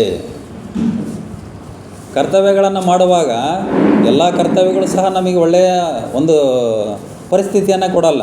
ಕೆಲವು ಕರ್ತವ್ಯಗಳು ನಮಗೆ ನೋವನ್ನು ಕೊಡ್ತವೆ. ನಾವು ಒಳ್ಳೇದು ಮಾಡಿದಾಗ ಸಹ ಕೆಲವೊಂದು ಕರ್ತವ್ಯಗಳು, ಕೆಲಸಗಳು ನಮಗೆ ದುಃಖವನ್ನು ಕೊಡ್ತವೆ ಅಂತಕ್ಕಂಥದ್ದು. ಇಲ್ಲಿ ಅರಮನೆಯಲ್ಲಿ ರಾಣಿವಾಸದಲ್ಲಿರ್ತಕ್ಕಂಥ ಅಂಬಿಕೆ ಮತ್ತು ಅಂಬಾಲಿಕೆ ಮಾತಾಡ್ಕೊಳ್ತಾ ಇರ್ತಾರೆ. ಅಂಬಿಕೆ ಹೇಳ್ತಾಳೆ, ಯಾಕಂದರೆ ಅಂಬಿಕೆ ಮಗನೇ ಧೃತರಾಷ್ಟ್ರ. ಅಂಬಿಕೆ ಮಗ ಧೃತರಾಷ್ಟ್ರ, ಸೊಸೆ ಈಗ ಗಾಂಧಾರಿ. ನನ್ನ ಸೊಸೆ ಅಂದರೆ ಗಾಂಧಾರಿಯಿಂದ ದೊಡ್ಡ ತ್ಯಾಗ ಮಾಡಿದಾಳೆ ಗಾಂಧಾರಿ ಅಂತಂದು ಆಕಿ ಅಂಬಾಲಿಕೆಗೆ ಹೇಳ್ತಾಳೆ. ನನ್ನ ಸೊಸೆ ಎಂಥ ತ್ಯಾಗ ಮಾಡಿದ್ಲು ನೋಡಿ, ಇಡೀ ಜೀವನ ಪೂರ್ತಿ ಕಣ್ಣಿಗೆ ಬಟ್ಟೆ ಕಟ್ಕೊಂಡೇ ಇರ್ತೀನಿ ಅಂತ ಪ್ರತಿಜ್ಞೆ ಮಾಡಿಬಿಟ್ಟಿದ್ದಾಳೆ ನನ್ನ ಮಗನಿಗೋಸ್ಕರ. ಅವ್ರಿಗೇನೋ ಒಂಥರ ಹೆಮ್ಮೆ, ನನ್ನ ಮಗನೂ ಕುರುಡಾಗಿದ್ನಲ್ಲ ಅಂಥ ಗಾಂಧಾರ ದೇಶದ ರಾಜಕುಮಾರಿ ಕೈ ಹಿಡಿದ್ಲು, ಆ ಒಂದು ಕಣ್ಣಿಗೆ ಬಟ್ಟೆ ಕಟ್ಕೊಂಡೇ ಜೀವನ ಪೂರ್ತಿ ನಾನು ಒಂದು ಜೀವನವನ್ನು ನಡೆಸ್ತೀನಿ ಅಂತಂದು ಒಂದು ದೊಡ್ಡ ತ್ಯಾಗವನ್ನೇ ಮಾಡಿಲ್ಲಲ್ಲ, ತನ್ನ ಜೀವನವನ್ನೇ ತ್ಯಾಗ ಮಾಡಿಬಿಟ್ಲಲ್ಲ. ಇವತ್ತು ಯಾರು ಕಣ್ಣಿಗೆ ಬಟ್ಟೆ ಕಟ್ಕೊಂಡಿರ್ತಾರೆ? ಅದಕ್ಕೆ ಆ ಅಂಬಾಲಿಕೆ ಹೇಳ್ತಾಳೆ ನೋಡ್ರಿ, ಈ ಅರಮನೆಯಲ್ಲಿ ಪತ್ನಿಯರ ತ್ಯಾಗಕ್ಕೆ ಅನೇಕ ಉದಾಹರಣೆಗಳಿವೆ. ಈ ಅರಮನೆಯಲ್ಲಿ ಅದೊಂದೇ ಅಲ್ಲ ಉದಾಹರಣೆ. ನಾನು ನೀನು ಏನು ಕಡಿಮೆ ಮಾಡಿವೆ ಅಂತ ತ್ಯಾಗ ಅಂತ ಹೇಳ್ತಾಳೆ ಆಕಿ. ನಾನು ನೀನು ಬಂದಿವಲ್ಲ ಅಲ್ಲಿಂದ ಮದುವೆ ಹಾಕಿ ಇಲ್ಲಿ ಹಸ್ತಿನಾಪುರಕ್ಕೆ ಬಂದಿವಲ್ಲ, ಬಂದ ತಕ್ಷಣವೇ ಗಂಡ ತೀರ್ಕೊಂಡ. ನಾವೆಲ್ಲ ತ್ಯಾಗ ಮಾಡಿಲ್ಲೇನೋ ಈ ಒಂದು ಅರಮನೆಗಾಗಿ, ಈ ಒಂದು ಹಸ್ತಿನಾಪುರಕ್ಕಾಗಿ ಅಂತಕ್ಕಂಥದ್ದನ್ನು ಇಬ್ಬರು ಮಾತಾಡ್ತಾರವ್ರು. ಇತ್ತ ಮದುವೆ ಆದಮೇಲೆ ಧೃತರಾಷ್ಟ್ರ ಮತ್ತು ಗಾಂಧಾರಿ ಅಂತಃಪುರದಲ್ಲಿ ಭೇಟಿಯಾಕರವರು. ಭೇಟಿಯಾದಾಗ ನೋಡ್ರಿ, ಅವನು ಬಿಡಲ್ಲ ಧೃತರಾಷ್ಟ್ರ, ಭಾಳ ಛಲಗಾರ ಅವನು. ಧೃತರಾಷ್ಟ್ರ ಹೇಳ್ತಾನೆ ಗಾಂಧಾರಿಗೆ, ನೀನು ಮೂರ್ಖತನ ಮಾಡ್ತದೀಯ, ನೀನು ಕಣ್ಣಿಗೆ ಬಟ್ಟೆ ಕಟ್ಟಿಕೊಂಡಿರ್ತಕ್ಕಂಥದ್ದು ನಿನ್ನ ಮೂರ್ಖತನ, ಬಿಚ್ಚು ಆ ಬಟ್ಟೆನ ಅಂತ ಹೇಳ್ತಾನೆ. ಒಟ್ಟು ಹೆಂಗಾರ ಮಾಡಿ ಕಣ್ಣಿಗೆ ಬಟ್ಟೆ ಬಿಚ್ಚಬೇಕಂತ ಅವನು, ಕಟ್ಕೊಂಡಿರ್ತಕ್ಕಂಥ ಕಣ್ಣಿನ ಪಟ್ಟಿಯನ್ನು ಬಿಚ್ಚಿಸ್ಬೇಕಂತ ಅವನು. ಇಲ್ಲ ಆಕೆ ಬಿಚ್ಚಲ್ಲ ಅಂತ ಹೇಳ್ತಾಳೆ. ಆಗ ಅವನೇನು ಹೇಳ್ತಾನೆ ನೋಡ್ರಿ, ನಾನು ಮುಂದೆ ಈ ಹಸ್ತಿನಾಪುರದ ರಾಜ ಆಗ್ತೀನಿ, ರಾಜ ಆದಮೇಲೆ ನೀನು ರಾಜಾಜ್ಞೆ ಮಾಡ್ತೀನಿ, ಗಾಂಧಾರಿಯ ಕಣ್ಣಿನ ಪಟ್ಟಿಯನ್ನು ತೆಗಿರಿ ಅಂತಂದು. ಅವಾಗ ರಾಜಾಜ್ಞೆ ಅಂದರೆ ಶಾಸನ, ಕಾನೂನು, ಅವಾಗ ತೆಗಿಲೇಬೇಕಲ್ಲ ಅಂತ ಅವನು. ಅದೊಂದು ಇರ್ತದೆ ಅವನಿಗೆ. ನಾನು ಈಗಂತೂ ನನ್ನ ಮಾತು ಕೇಳಲಿ, ಈ ಗಾಂಧಾರಿ ನಾನು ರಾಜ ಆಗ್ತೀನಿ, ನೆಕ್ಸ್ಟು ರಾಜ ಆದ ತಕ್ಷಣವೇ ರಾಜಾಜ್ಞೆ ಮಾಡ್ತೀನಿ, ಗಾಂಧಾರಿಗೆ ಕಟ್ಟಿರ್ತಕ್ಕಂಥ ಕಣ್ಣಿನ ಪಟ್ಟಿಯನ್ನು ತೆಗಿರಿ ಅಂತದ್ದು. ಅವಾಗ ತೆಗಿಲೇಬೇಕಲ್ಲ ನೀನು ಅಂತ ಹೇಳ್ತಾನೆ ಅವನು. ಆದರೆ ಹೇಳ್ತಾಳೆ ನೋಡಾಕಿ, ನಾನು ಕಣ್ಣಿನ ಪಟ್ಟಿಯನ್ನು ಮಾತ್ರ ತೆಗಿಯಲ್ಲ, ಅಗ್ನಿ ಪ್ರವೇಶ ಮಾಡ್ತಾವತ್ತೆ ಅಂತ ಹೇಳ್ತಾಳಾಕಿ. ಯಾವುದಕ್ಕೂ ಬೇಕಲ್ಲ ಆಕಿ ಗಾಂಧಾರಿ, ನೀನು ರಾಜಾಜ್ಞೆ ಮಾಡಿದ್ರು ಕೂಡ ಅವತ್ತೇ ನಾನು ಅಗ್ನಿ ಪ್ರವೇಶ ಮಾಡ್ತೀನಿ, ನಾನು ಸಾಯ್ತೀನಿ, ನನ್ನ ಪ್ರತಿಜ್ಞೆ ಮಾತ್ರ ಮುರಿಯಲ್ಲ ಅಂತ ಹೇಳ್ತಾಳಾಕಿ. ಅವಾಗ ಅವನಿಗೆ ಇನ್ನೇನು ತೋಚಲ್ಲ, ಇದು ನನ್ನ ದುರ್ದೆಸೆ, ನಾನು ನಿನ್ನನ್ನು ತಿರಸ್ಕರಿಸುತ್ತೇನೆ ಅಂತ ಹೇಳ್ತಾನೆ. ನಿನ್ನನ್ನು ಪತ್ನಿ ಎಂದು ನಾನು ಎಂದೂ ಒಪ್ಕೊಳ್ಳಲ್ಲ ಅಂತಂದು ಹೋಗ್ಬಿಡ್ತಾನೆ. ನೋಡಿರಿ, ಶ್ರೀಕೃಷ್ಣ ಹೇಳ್ತಾನೆ, ನಮ್ಮ ಬಯಕೆಗಳೇನದವಲ್ಲ, ನಾವು ಜೀವನದಲ್ಲಿ ಸಹಜವಾಗಿ ಏನು ಯೋಚನೆ ಮಾಡ್ತೀವಿ, ನಮಗೆ ಹೆಚ್ಚು ಹೆಚ್ಚು ಸುಖ ಸಿಗಬೇಕು, ಕಡಿಮೆ ದುಃಖ ಬರಬೇಕು ಅಂತ ನಾವೆಲ್ಲರೂ ಯೋಚನೆ ಮಾಡ್ತಕ್ಕಂಥದ್ದು. ಅಥವಾ ಬರೀ ಸುಖನೇ ಇರಬೇಕು, ದುಃಖನೇ ಇರಬಾರ್ದು ನಮ್ಮ ಜೀವನದಾಗೆ. ಇದನ್ನು ನಾವೆಲ್ಲರೂ ಬಯಸ್ತಕ್ಕಂಥದ್ದು, ಸಹಜವಾಗಿ ಮಾನವ ಸಹಜವಾಗಿ ಬಯಸ್ತಕ್ಕಂಥದ್ದು. ಆದರೆ ಈ ರೀತಿ ಆಗುತ್ತಾ ನಮಗೆ? ಆಗಲ್ಲ. ಕಷ್ಟಗಳೇ ಬರಬಾರ್ದು ಅಂದರೆ ಹೆಂಗೆ? ಕಷ್ಟಗಳು ಬಂದರೆ ಮಾತ್ರ ಸುಖಕ್ಕೆ ಬೆಲೆ, ಅಲ್ಲಿ ಕತ್ತಲಿದ್ದರೆ ಮಾತ್ರ ಬೆಳಕಿಗೆ ಬೆಲೆ. ಇವತ್ತು ಕಷ್ಟದಿಂದ ಮೇಲೆ ಬಂದಿರತಕ್ಕಂಥವ್ರು ನೋಡ್ರಿ, ಅವ್ರು ಭಾಳ ಆನಂದವಾಗಿರ್ತಾರೆ, ಜೀವನವನ್ನು ಭಾಳ ಒಳ್ಳೆಯ ರೀತಿಯಿಂದ ಕಳೀತಾರೆ. ಹಾಗೆ ನಮಗೆ ಕಷ್ಟಗಳೇ, ಆದರೆ ನಾವು ಬಯಸೋದಂಗೆ ನಮಗೆ ಹೆಚ್ಚು ಸುಖ ಬೇಕು, ಕಡಿಮೆ ಕಷ್ಟಗಳಿರಬೇಕು, ಅಥವಾ ಕಷ್ಟಗಳು ಇರಲೇಬಾರ್ದು ಅಂತಕ್ಕಂಥದ್ದು. ನಿಮ್ಮ ಸಂಬಂಧಗಳು ಪರಿಪೂರ್ಣ ಸಂತೋಷ ಕೊಟ್ಟಿವೆಯೇ ನಿಮಗೆ ಯಾವಾಗಾದರೂ? ಸಂಬಂಧಗಳಂದರೆ ಇಲ್ಲಿ ಬಂಧು ಬಾಂಧವರಿರ್ಬೋದು, ಮಿತ್ರರಿರ್ಬೋದು. ನಮ್ಮ ಸಂಬಂಧಗಳೇನದವಲ್ಲ, ನಮಗೆ ಸಮಸ್ಯೆ ಬರೋದೇ ಸಂಬಂಧಗಳಿಂದ. ಯಾರು ಹೆಚ್ಚು ಅತಿ ಪ್ರೀತಿ ಪಾತ್ರರೋ ಅವರಿಂದನೇ ನಮಗೆ ಸಮಸ್ಯೆಗಳು ಸೃಷ್ಟಿಯಾಗ್ತಕ್ಕಂಥದ್ದು. ಈ ಸಂಬಂಧಗಳು ನಿಮಗೆ ಹೆಚ್ಚು ಸುಖವನ್ನು ಕೊಟ್ಟಿದ್ದೇವ್ಯಾ ಅಂತಂದು ನಾವು ಸ್ವಲ್ಪ ನಮ್ಮ ಇತಿಹಾಸವನ್ನು ನಾವು ಗಮನಿಸ್ಕೊಂಡ್ರೆ, ಸಂಬಂಧಗಳಿಂದ ಸುಖಕ್ಕಿಂತ ದುಃಖನೇ ಜಾಸ್ತಿ ಆಗ್ತಕ್ಕಂಥದ್ದು ಕಾಣ್ತೀವಿ ನಾವು. ಯಾರು ಬಹಳ ಆತ್ಮೀಯರಿರ್ತಾರೋ, ಹತ್ತಿರ ಇರ್ತಾರೋ, ಅವರಿಂದ ನಮಗೆ ನೋವುಗಳು ಬರ್ತವೆ ಅಂತಕ್ಕಂಥದ್ದು. ಯಾವಾಗಲೂ ಘರ್ಷಣೆಗಳು ಸಂಬಂಧಗಳಿಂದಲೇ ಉಂಟಾಗುತ್ತವೆ. ಯಾವುದಾದ್ರೂ ಜಗಳ ಅಥವಾ ಸಂಘರ್ಷಗಳು ಇವು ಉಂಟಾಗ್ತಕ್ಕಂಥದ್ದು ಸಂಬಂಧಗಳಿಂದನೇ ಜಾಸ್ತಿ. ಯಾಕಂದರೆ ಅವ್ರನ್ನ ನಾವು ಪ್ರೀತಿ ಜಾಸ್ತಿ ಮಾಡಿರ್ತೀವಲ್ಲ, ನಾವು ಜಾಸ್ತಿ ಯಾರನ್ನು ಪ್ರೀತಿ ಮಾಡ್ತೀವೋ ಆವಾಗ ಅವರಿಂದ ಸ್ವಲ್ಪ ಮನಸ್ಸಿಗೆ ನೋವಾದರೂ ಕೂಡ ನಮಗೆ ಸಂಘರ್ಷ ಉಂಟಾಗತ್ತೆ, ಅಲ್ಲಿ ಕಲಹ ಉಂಟಾಗ್ತತೆ, ಮನಸ್ಸಿಗೆ ಬೇಜಾರಾಗ್ತತೆ. ಸುಖ ದುಃಖಗಳನ್ನು ನಾವು ಸಮಾನವಾಗಿ ಸ್ವೀಕಾರ ಮಾಡಬೇಕು. ಇವತ್ತು ದುಃಖ ಮಾತಂದ್ರೆ ನಾಳೆ ಸುಖ ಬರ್ತದೆ ಅಂತ ಆಶಾಭಾವನೆ ಇರ್ಬೇಕು ನಮಗೆ. ಇವತ್ತು ದುಃಖ ಮಾತಂದರೆ ಸುಖ, ಇವತ್ತು ಭಾಳ ಸುಖವಾಗಿದ್ವಿ ಅಂದರೆ ಎಚ್ಚರಿಕೆಯಿಂದ ಇರ್ಬೇಕು ನಾವು. ಮುಂದೆ ಏನು ಬರ್ತದೆ ಏನೋ ಹುಷಾರಾಗಿರಬೇಕು ಅಂತಕ್ಕಂಥದ್ದು. ಅದಕ್ಕೂ ರೆಡಿ ಇರ್ಬೇಕು ನಾವು, ಮುಂದೆ ಏನು ಬರ್ತದೆ ಅದಕ್ಕೆ ತಯಾರಾಗಿರ್ಬೇಕು. ಅಂದರೆ ಇವನ್ನ ನಾವು ನಿರಾಕರಣೆ ಮಾಡೋಂಗಿಲ್ಲ, ಎಲ್ಲವನ್ನು ಸ್ವೀಕಾರ ಮಾಡಬೇಕು. ದುಃಖ ಅಂತಂದರೆ ಅದನ್ನ ತೆಗೆದು ಬಿಸಾಕಕ್ಕೆ ಬರಲ್ಲ, ಅದನ್ನು ಸ್ವೀಕಾರ ಮಾಡಲೇಬೇಕು ನಾವು. ಅದೇ ಜೀವನ. ಸ್ವೀಕಾರ ಮಾಡಿದರೆ ಮಾತ್ರ ಅದು ಜೀವನ ಅಂತಕ್ಕಂಥದ್ದು. ಪರಿವರ್ತನೆ ಜಗದ ನಿಯಮ. ನೋಡ್ರಿ, ಮುಂದೆ ಬರ್ತೈತಿ ಪರಿವರ್ತನೆ ಅಂತಕ್ಕಂಥದ್ದು. ಇದೇ ಗೀತಾಸಾರ, ಭಗವದ್ಗೀತೆ ಇರತಕ್ಕಂಥದ್ದೇ ಪರಿವರ್ತನೆ ಜಗದ ನಿಯಮ. ಅಂದರೆ ದಿನಕ್ಕೆ ನಾವು ಹೆಂಗೆ ಇರುತ್ತೆ ಹೊಂದಾಣಿಕೊಂಡು ಹೋದ್ರೆ ಮಾತ್ರ ಅದು ಜೀವನ ಸುಸೂತ್ರವಾಗಿ ಆಗುತ್ತೆ ಅಂತಕ್ಕಂಥದ್ದು. ಸ್ವೀಕಾರ ಭಾವವೇ ಸಂಬಂಧಗಳ ವಾಸ್ತವಿಕ ಅರ್ಥವಲ್ಲವೇ? ಶ್ರೀಕೃಷ್ಣ ಹೇಳ್ತಕ್ಕಂಥದ್ದು. ಪ್ರತಿಯೊಂದನ್ನು ನಾವು ಸ್ವೀಕಾರ ಮಾಡಬೇಕು. ನಿರಾಕರಣೆ ಎಲ್ಲಿ ಮಾಡ್ತೀವೋ ಆವಾಗೇ ಸಂಘರ್ಷ ಉಂಟಾಗತಕ್ಕಂಥದ್ದು. ಸ್ವೀಕಾರ ಮಾಡಿದಾಗ ಮಾತ್ರ ನಾವು ಆ ಒಂದು ವಾಸ್ತವಿಕ ಸಂಬಂಧಗಳನ್ನು ನಾವು ಉಳಿಸ್ಕೊಂಡು ಹೋಗೋಕ್ಕೆ ಬರ್ತತೆ ಅಂತಕ್ಕಂಥದ್ದನ್ನು ಶ್ರೀಕೃಷ್ಣ ಹೇಳ್ತಾರೆ. ಇಲ್ಲಿ ಮುಂದೆ ಭೀಷ್ಮ ಮತ್ತು ಸತ್ಯವತಿ ದೇವಿ ಸಮಾಲೋಚನೆ ಮಾಡ್ತಾರೆ. ಧೃತರಾಷ್ಟ್ರ ಅಂಧತ್ವವನ್ನು ಅಧಿಕಾರದಿಂದ ಸರಿದೂಗಿಸಿಕೊಳ್ಳುವ ಪ್ರಯತ್ನವನ್ನು ಮಾಡ್ತಾ ಇದ್ದಾನೆ ಅಂತ ಭೀಷ್ಮ ಹೇಳ್ತಾನೆ. ಧೃತರಾಷ್ಟ್ರನಿಗೆ ಈಗ ಅರ್ಜೆಂಟ್ ಅಧಿಕಾರ ಬೇಕು. ಯಾಕಂದರೆ ಅವನು ಅಂಧನಾಗಿದ್ದಾನಲ್ಲ, ಆ ಅಂಧತ್ವವನ್ನು ಅಧಿಕಾರದಿಂದ ಸರಿದೂಗಿಸ್ಕೊಳ್ಬೇಕು ಅಂತಕ್ಕಂಥದ್ದು ಅವನ ಭಾವನೆ.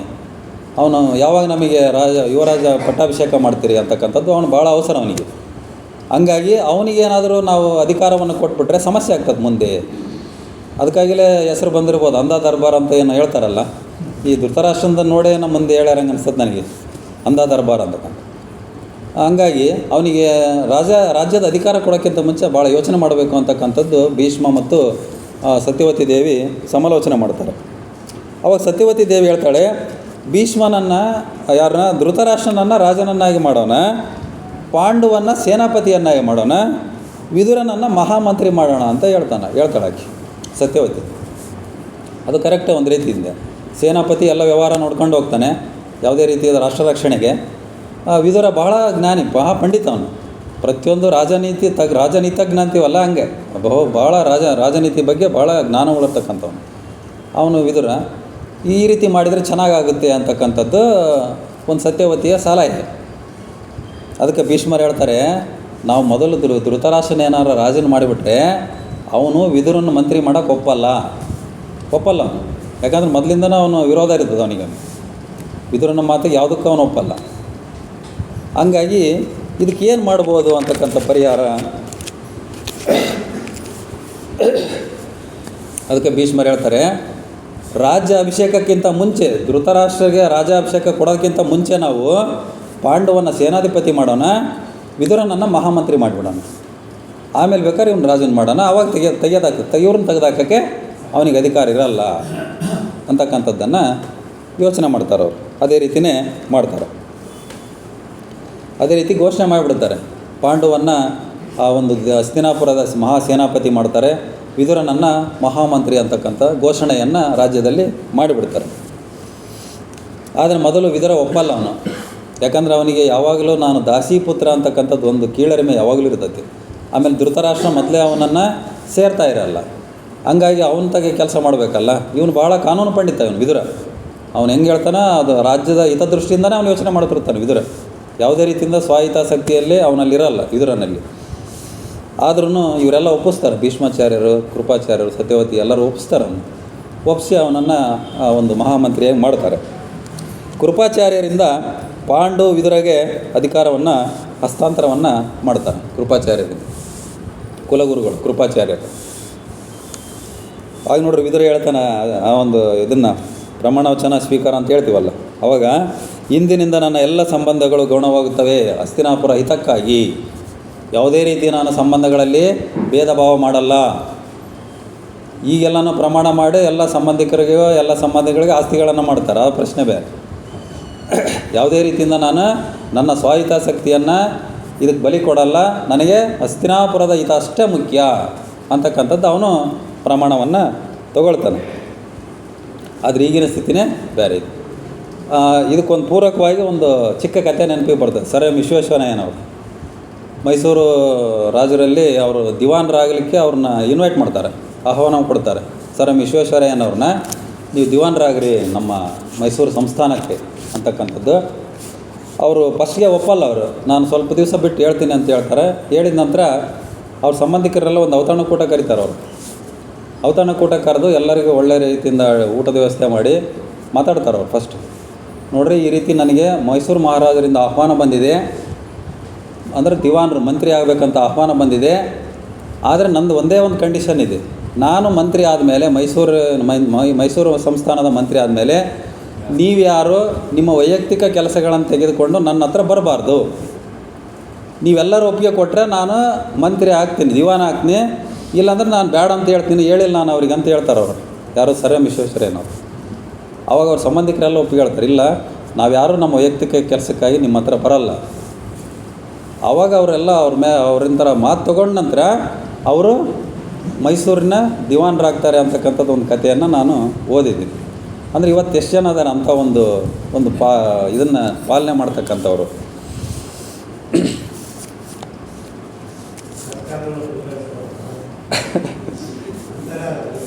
25 ವರ್ಷದ ನಂತರ ನೋಡ್ರಿ, ರಾಜ್ಯ ಕಾಲಿದೆ 25 ವರ್ಷ. ರಾಜ್ಯ ಕಾಲಿದೆ ಅಂತಂದರೆ ಭೀಷ್ಮರು ಆಡಳಿತವನ್ನು ನಡೆಸ್ಕೊಂಡು ಹೋಗ್ತಾ ಇದ್ದಾರೆ. ಶಂತನು ಮಹಾರಾಜ ಅಂತ ತೀರ್ಕೊಂಡ ನಂತರ 25 ವರ್ಷ ಆಗಿದೆ. ಇಲ್ಲೇವರೆಗೂ ರಾಜ ಅಂತಕ್ಕಂಥವ್ರು ಇಲ್ಲ ಹಸ್ತಿನಾಪುರಕ್ಕೆ. ಯಾಕಂದ್ರೆ ಅದು ದೊಡ್ಡ ರಾಜ್ಯ ಅಲ್ಲ, ಸಾಮ್ರಾಜ್ಯ ಅದು, ದೊಡ್ಡ ಸಾಮ್ರಾಜ್ಯ ಅದು. ಹಂಗಾಗಿ ಸತ್ಯವತಿ ದೇವಿಗೆ ಒಟ್ಟು ರಾಜ್ಯನನ್ನು ಮಾಡಬೇಕು, ಒಬ್ಬ ಉತ್ತರಾಧಿಕಾರಿಯನ್ನು ಮಾಡಬೇಕು ಅಂತಕ್ಕಂಥ ಒಂದು ಬಯಕೆ ಆಗಿ ಸತ್ಯವತಿ ದೇವಿಗೆ. ಧೃತರಾಷ್ಟ್ರನೇ ರಾಜ ಆಗಬೇಕಂತ ಈಗ ಮಾತಾಡಿದ್ರಲ್ಲ ಅವರೆಲ್ಲ, ರಾಜ ಆಗಬೇಕು. ಅದು ಒಂದು ಮಹದಾಸೆ ಆಗಿ ಯಾರಿಗೆ, ಸತ್ಯವತಿ ದೇವಿಗೆ. ಈಗ ಸೇನಾಪತಿ ಆಲ್ರೆಡಿ ಇದ್ದಾರೆ ಪಾಂಡು, ಆನಂತರ ವಿದುರ ಮಹಾಮಂತ್ರಿಯಾಗಿ ಆಲ್ರೆಡಿ ಈಗಿದ್ದಾರೆ. ಈಗೇನಪ್ಪ, ರಾಜನ ಒಂದು ಹುದ್ದೆ ಖಾಲಿ ಇದೆ, ಈಗ ಧೃತರಾಷ್ಟ್ರನನ್ನು ನೇಮಕ ಮಾಡಬೇಕು ಅಂತಂದು ಅವಾಗ ಭೀಷ್ಮರು, ಆಮೇಲೆ ಸತ್ಯವತಿ, ವಿದುರ, ಪಾಂಡು ಎಲ್ಲರೂ ಅವರು ಸಮಾಲೋಚನೆ ಮಾಡಿದಾಗ ಮಹಾಮಂತ್ರಿ ವಿದುರನಿಂದ ರಾಜ್ಯಾಭಿಷೇಕಕ್ಕೆ ತಡೆ ಒಪ್ಪಲ್ಲ. ವಿದುರನೇ ಅಡ್ಡಗಾಲಾಗ್ತಾನೆ ಈಗ, ಯಾಕಂದ್ರೆ ಮಂತ್ರಿ ಅಲ್ಲ ಅವನು. ಅವತ್ತು ಹೇಳಿದ್ದ, ನಾನು ಎಂದು ಮಹಾಮಂತ್ರಿ ಆದನೋ ನಾನು ಅಲ್ಲಿಂದ ನನ್ನ ಸಂಬಂಧಗಳು ಗೌಣ, ನಾನು ಹಸ್ತಿನಾಪುರದ ಹಿತವನ್ನು ಮಾತ್ರ ನೋಡ್ತೀನಿ ಅಂತಂದು ಅವತ್ತು ಹೇಳಿದ್ದ. ಅದನ್ನು ಭೀಷ್ಮಾಚಾರ್ಯರಿಗೆ ಹೇಳಿದ್ದ ಅವತ್ತು. ಮಹಾಮಂತ್ರಿ ಆಗಲಿದ್ರೆ ಸುಮ್ಮನೆ ಇರ್ತದ್ದ ಅವನು. ಮಹಾಮಂತ್ರಿ ಆದಮೇಲೆ ಅಲ್ಲಿ ಶಾಸ್ತ್ರದಲ್ಲಿ ಏನೈತೆ ಅದನ್ನು ಹೇಳ್ತಾನೆ ಅವನು ಮುಂದೆ. ಇದು ಧೃತರಾಷ್ಟ್ರನಿಗೆ ರಾಜ್ಯಾಭಿಷೇಕ ಆಗಕ್ಕೆ ಬರಲ್ಲ ಅಂತ ಹೇಳ್ಬಿಟ್ಟ ಅವನು ಕ್ಲಿಯರಾಗಿ. ಯಾಕೆ? ಸತ್ಯ, ಧರ್ಮ, ಹಸ್ತಿನಾಪುರದ ಸಿಂಹಾಸನದ ಹಿತ, ಪ್ರಜೆಗಳ ಸುಖ, ಈ 4 ವಿಷಯಕ್ಕಾಗಿ ಇದು ಅಧರ್ಮ. ಸತ್ಯ, ಧರ್ಮ, ಹಸ್ತಿನಾಪುರದ ಸಿಂಹಾಸನದ ಹಿತ, ಪ್ರಜೆಗಳ ಸುಖ, ಈ 4 ವಿಷಯಕ್ಕಾಗಿ ಇದು ಅಧರ್ಮ. ಹುಟ್ಟು ಕುರುಡ ರಾಜನಾಗಲು ಎಂದಿಗೂ ಯೋಗ್ಯನಲ್ಲ. ಇದು ಶಾಸ್ತ್ರದಲ್ಲಿ ಐತೆ ಅಂತ ಹೇಳ್ತಾನೆ ಅವನು. ಇದನ್ನು ಬರೆದಿಟ್ಟಾರೆ. ಹುಟ್ಟು ಕುರುಡ ರಾಜನಾಗಲು ಎಂದಿಗೂ ಅರ್ಹನಲ್ಲ. ಹಂಗಾಗಿ ಧೃತರಾಷ್ಟ್ರನ ರಾಜಾಗಕ್ಕೆ ಬರಲ್ಲ, ನಾನು ಒಪ್ಪಲ್ಲ ಅಂತ ಹೇಳ್ತಾನೆ ಅವನು. ಇವ್ರಿಗೆ ಒಳ್ಳೆಯ ಸಂಕಟ ಆಯ್ತು, ಇವನು ಮಂತ್ರಿ ಮಾಡಿದ್ದ ತಪ್ಪಾಯ್ತಲ್ಲ ಅಂತಕ್ಕಂಥ. ಇದು ಧರ್ಮಕ್ಕೆ ವಿರುದ್ಧವಾದದ್ದು. ಇದು ಶಾಸನ ಬರೆದಿಟ್ಟಿದ್ದಾರೆ. ಹುಟ್ಟು ಕುರುಡ ರಾಜನಾಗಲು ಅರ್ಹನಲ್ಲ ಅಂತ ಬರೆದಿಟ್ಟಿದ್ದಾರೆ. ಧರ್ಮಕ್ಕೆ ವಿರುದ್ಧವಾದದ್ದು ಮಾಡೋಕ್ಕೆ ಬರಲ್ಲ ಅಂತ ಹೇಳ್ತಾನೆ ಅವನು ವಿದುರ. ಅವನು ಭಾಳ ರಾಜನಿಪುಣ.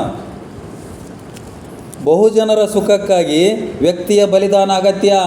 ನೋಡ್ರಿ ಅವನು ಹೇಳ್ತಕ್ಕಂಥ ಒಂದೊಂದು ಮಾತುಗಳು.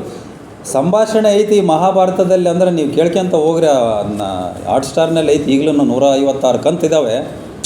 ಒಂದೊಂದು ಸಂಭಾಷಣೆನೂ ಒಂದೊಂದು ವೇದ ವಾಕ್ಯ. ಈಗ ಪ್ರತಿ ಪಾತ್ರಗಳಲ್ಲಿ ಅಂತಂತ ನಾವು ತಿಳ್ಕೊಬೇಕಾಗಿರ್ತಕ್ಕಂಥ ಮಾತುಗಳು ಅವೆಲ್ಲ. ಬಹುಜನರ ಸುಖಕ್ಕಾಗಿ ಒಬ್ಬ ವ್ಯಕ್ತಿಯ ಬಲಿದಾನ ಅಗತ್ಯ.